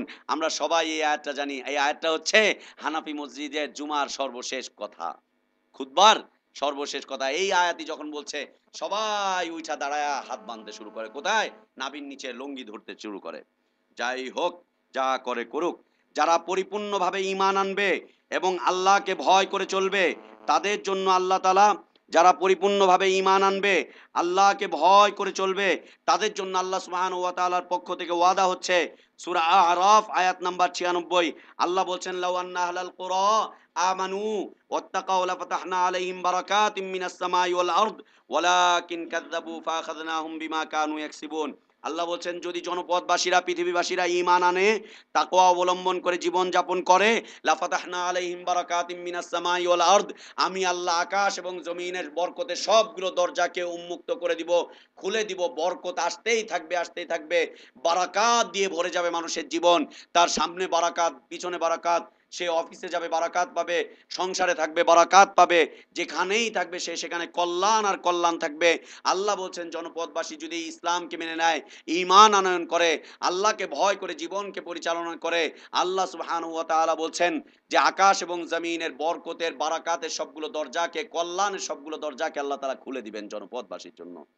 সম্মানিত উপস্থিতি, এ হচ্ছে ইসলাম, এ হচ্ছে দ্বীন, এ হচ্ছে আল্লাহর পক্ষ থেকে আসা একমাত্র সর্বশেষ জীবন ব্যবস্থা। প্রিয় উপস্থিতি, আমরা বলেছিলাম ভারতবর্ষের একজন চিন্তাশীল ব্যক্তিত্ব যেই মতপার্থক্যটা নিয়ে এসেছিলেন তিনি হচ্ছেন আল্লামা সৈয়দ আবুল আলা মওদুদী সাহেব। তিনি সূরাতুশ শূরার এই আয়াতের তাফসিরে বলছেন যে এই আয়াতে ইকামতে দিন অর্থ হচ্ছে রাষ্ট্র প্রতিষ্ঠা করো। যদি রাষ্ট্র প্রতিষ্ঠা না করতে পারো তাহলে তোমরা জাহেলি মৃত্যুবরণ করবে। ইন্না লিল্লাহি ওয়া ইন্না ইলাইহি রাজিউন। মুসা আলাইহিস সালাতু ওয়াস সালাম রাষ্ট্র প্রতিষ্ঠা করতে পারেননি, কিভাবে মরেছেন? ইব্রাহিম আলাইহিস সালাতু ওয়াস সালাম রাষ্ট্র প্রতিষ্ঠা করতে পারেননি, কিভাবে মরেছেন? ইসমাইল আলাইহিস সালাতু ওয়াস সালামের রাষ্ট্র ছিল না, কিভাবে মরেছেন? অতীতে অনেক নবী রাসূল চলে গিয়েছেন যাদের কোনো রাষ্ট্র ছিল না, যারা এদেশ থেকে সেদেশ হিজরত করতে করতে জীবনটা কাটিয়ে দিয়েছেন, তারা কিভাবে মারা গিয়েছেন? জাহেলি মৃত্যু। ইন্না লিল্লাহি ওয়া ইন্না ইলাইহি রাজিউন। এবং তিনি ইকামতে দ্বীন এই কিতাব লিখতে গিয়ে রাসায়েল মাসাইলে উত্তর দিতে গিয়ে বলছেন যে এই আয়াতের আলোকে আমরা বুঝতে পারছি যে অনেক নবী রাসূল তাদের দাওয়াতি জীবনে, অনেক নবী রাসূল তাদের নবুয়তি জীবনে ব্যর্থ হয়ে গিয়েছিলেন। লা ইলাহা ইল্লাল্লাহ। চিন্তার জগতের একজন ব্যক্তিত্ব যিনি আমাদের, যার থিওরি আমাদের দেশের মানুষগুলোকে কুরে কুরে খাচ্ছে। তিনি তার রাসায়েল মাসাইল, খেলাফত মুলুকিয়াত এই দুইটা কিতাবের মধ্যে উল্লেখ করেছেন, একামতে দ্বীনের পথ পদ্ধতি হিসাবে বলেছেন যে ভাই আপনি ইহুদি হন, কোনো আপনি শিয়া হন কোনো সমস্যা নাই, আপনি হানাফি হন সমস্যা নাই, আপনি দেওবন্দি কোনো সমস্যা নেই, আপনি ব্রেলভি কোনো সমস্যা নেই, আপনি যেই আকিদারি হন না কেন, আসেন আমরা সবাই মিলে আগে হুকুমত প্রতিষ্ঠা করি। হুকুমত প্রতিষ্ঠা করার পরে আমরা যার যার মতো করে আবার ভাগাভাগি করে নিব। আগে হুকুমত, তারপরে হচ্ছে আমাদের ইসলাম। এই থিওরি হচ্ছে চিন্তার জগতের একজন হজরত, যিনি, যার নাম হচ্ছে আল্লামা সৈয়দ আবুল আলা মওদুদী। চিন্তার জগতের লোক।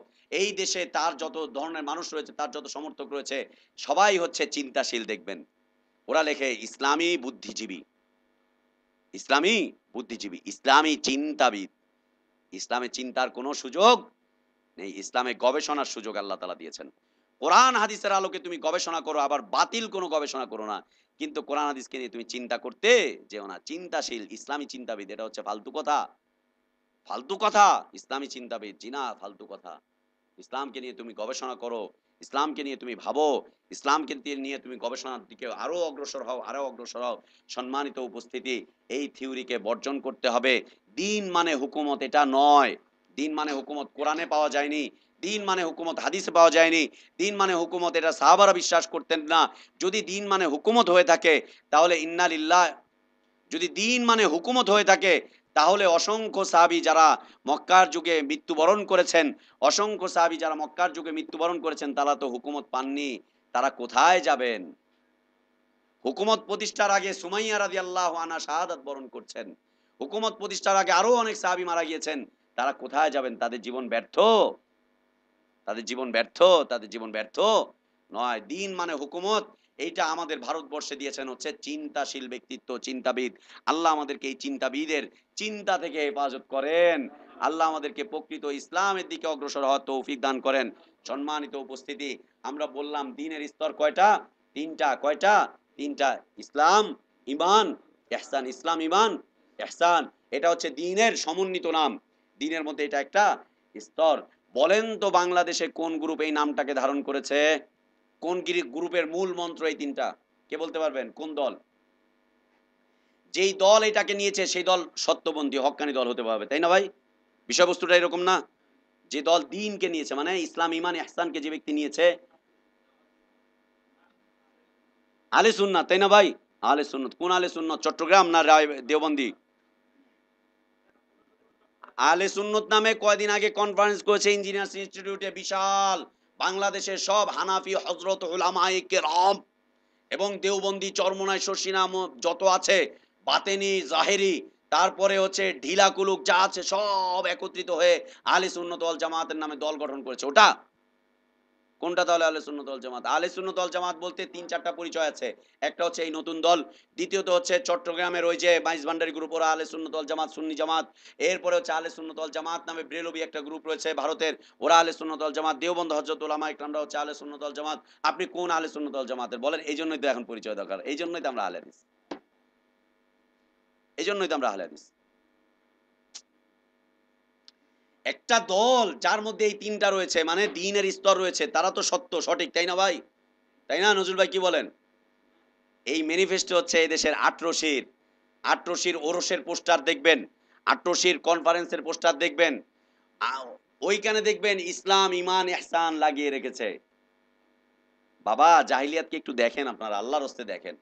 জাহিলিয়াতের যুগের লোকেরা যেইভাবে করে ইব্রাহিম আলাইহিস সালাতু ওয়াস সালামের দ্বীনকে ব্যবহার করত, এই যুগের তথাকথিত মুসলিম জাহিলিয়াত যারা রয়েছে, যারা বিভিন্ন ধর্মের প্রচার করে বেড়াচ্ছে, তারাও ইসলামের নামগুলোকে ব্যবহার করছে এইভাবে করে লাগিয়ে। আমাদেরকে সজাগ থাকতে হবে, আমাদেরকে আমাদেরকে সজাগ থাকতে হবে, আমাদেরকে চোখ কান খোলা রাখতে হবে, দেখতে হবে কে কোত্থেকে আক্রমণ করছে ইসলামের উপরে। আল্লাহ তাআলা আমাদের ইলমে বারাকাত দান করেন, হায়াতে বারাকাত দান করেন। আল্লাহ আমাদের দ্বীন মানার সহজ করে দেন, আল্লাহ আমাদেরকে দ্বীনের উপরে টিকে থাকার সহজ করে দেন। আল্লাহ আমাদের ইলমে বারাকাত দান করেন, আল্লাহ আমাদের দাওয়াতে বারাকাত দান করেন। আল্লাহুম্মা আমিন ওয়া আখির দাওয়ানা আলহামদুলিল্লাহি রাব্বিল আলামিন ওয়া সাল্লাল্লাহু ওয়া সাল্লাম ওয়া বারাকা আলা নবিয়িনা মুহাম্মদ ওয়া আলা আলিহি ওয়া আসহাবিহি আজমাইন। সুবহানাকাল্লাহুম্মা ওয়া বিহামদিকা আশহাদু আল্লা ইলাহা ইল্লা আনতা আস্তাগফিরুকা ওয়া আতুবু ইলাইক। আসসালামু আলাইকুম ওয়া রাহমাতুল্লাহি ওয়া বারাকাতুহু। আমাদের আগামী কালকের আলোচনার বিষয়বস্তু হচ্ছে লা ইলাহা ইল্লাল্লাহর অর্থ এবং শর্ত। আগামী কালকে আমরা জাস্ট 4টার আগেই চলে আসতে চেষ্টা করব, কারণ আলোচনা লম্বা হবে, হতে পারে মাগরিবের পরেও একটু হবে। আমরা পারবো না ইনশাআল্লাহ? ইনশাআল্লাহ জি। ও কালকে শুক্রবার, জি ঠিক আছে ইনশাআল্লাহ, চলো কালকে।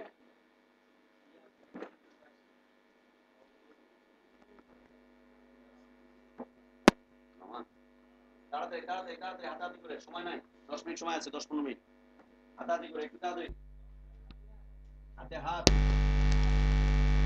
হ্যাঁ হাতে হাত, দুটো সমান কাঁধ, হাতে হাত, দেখাও সবাই ধন্যবাদ।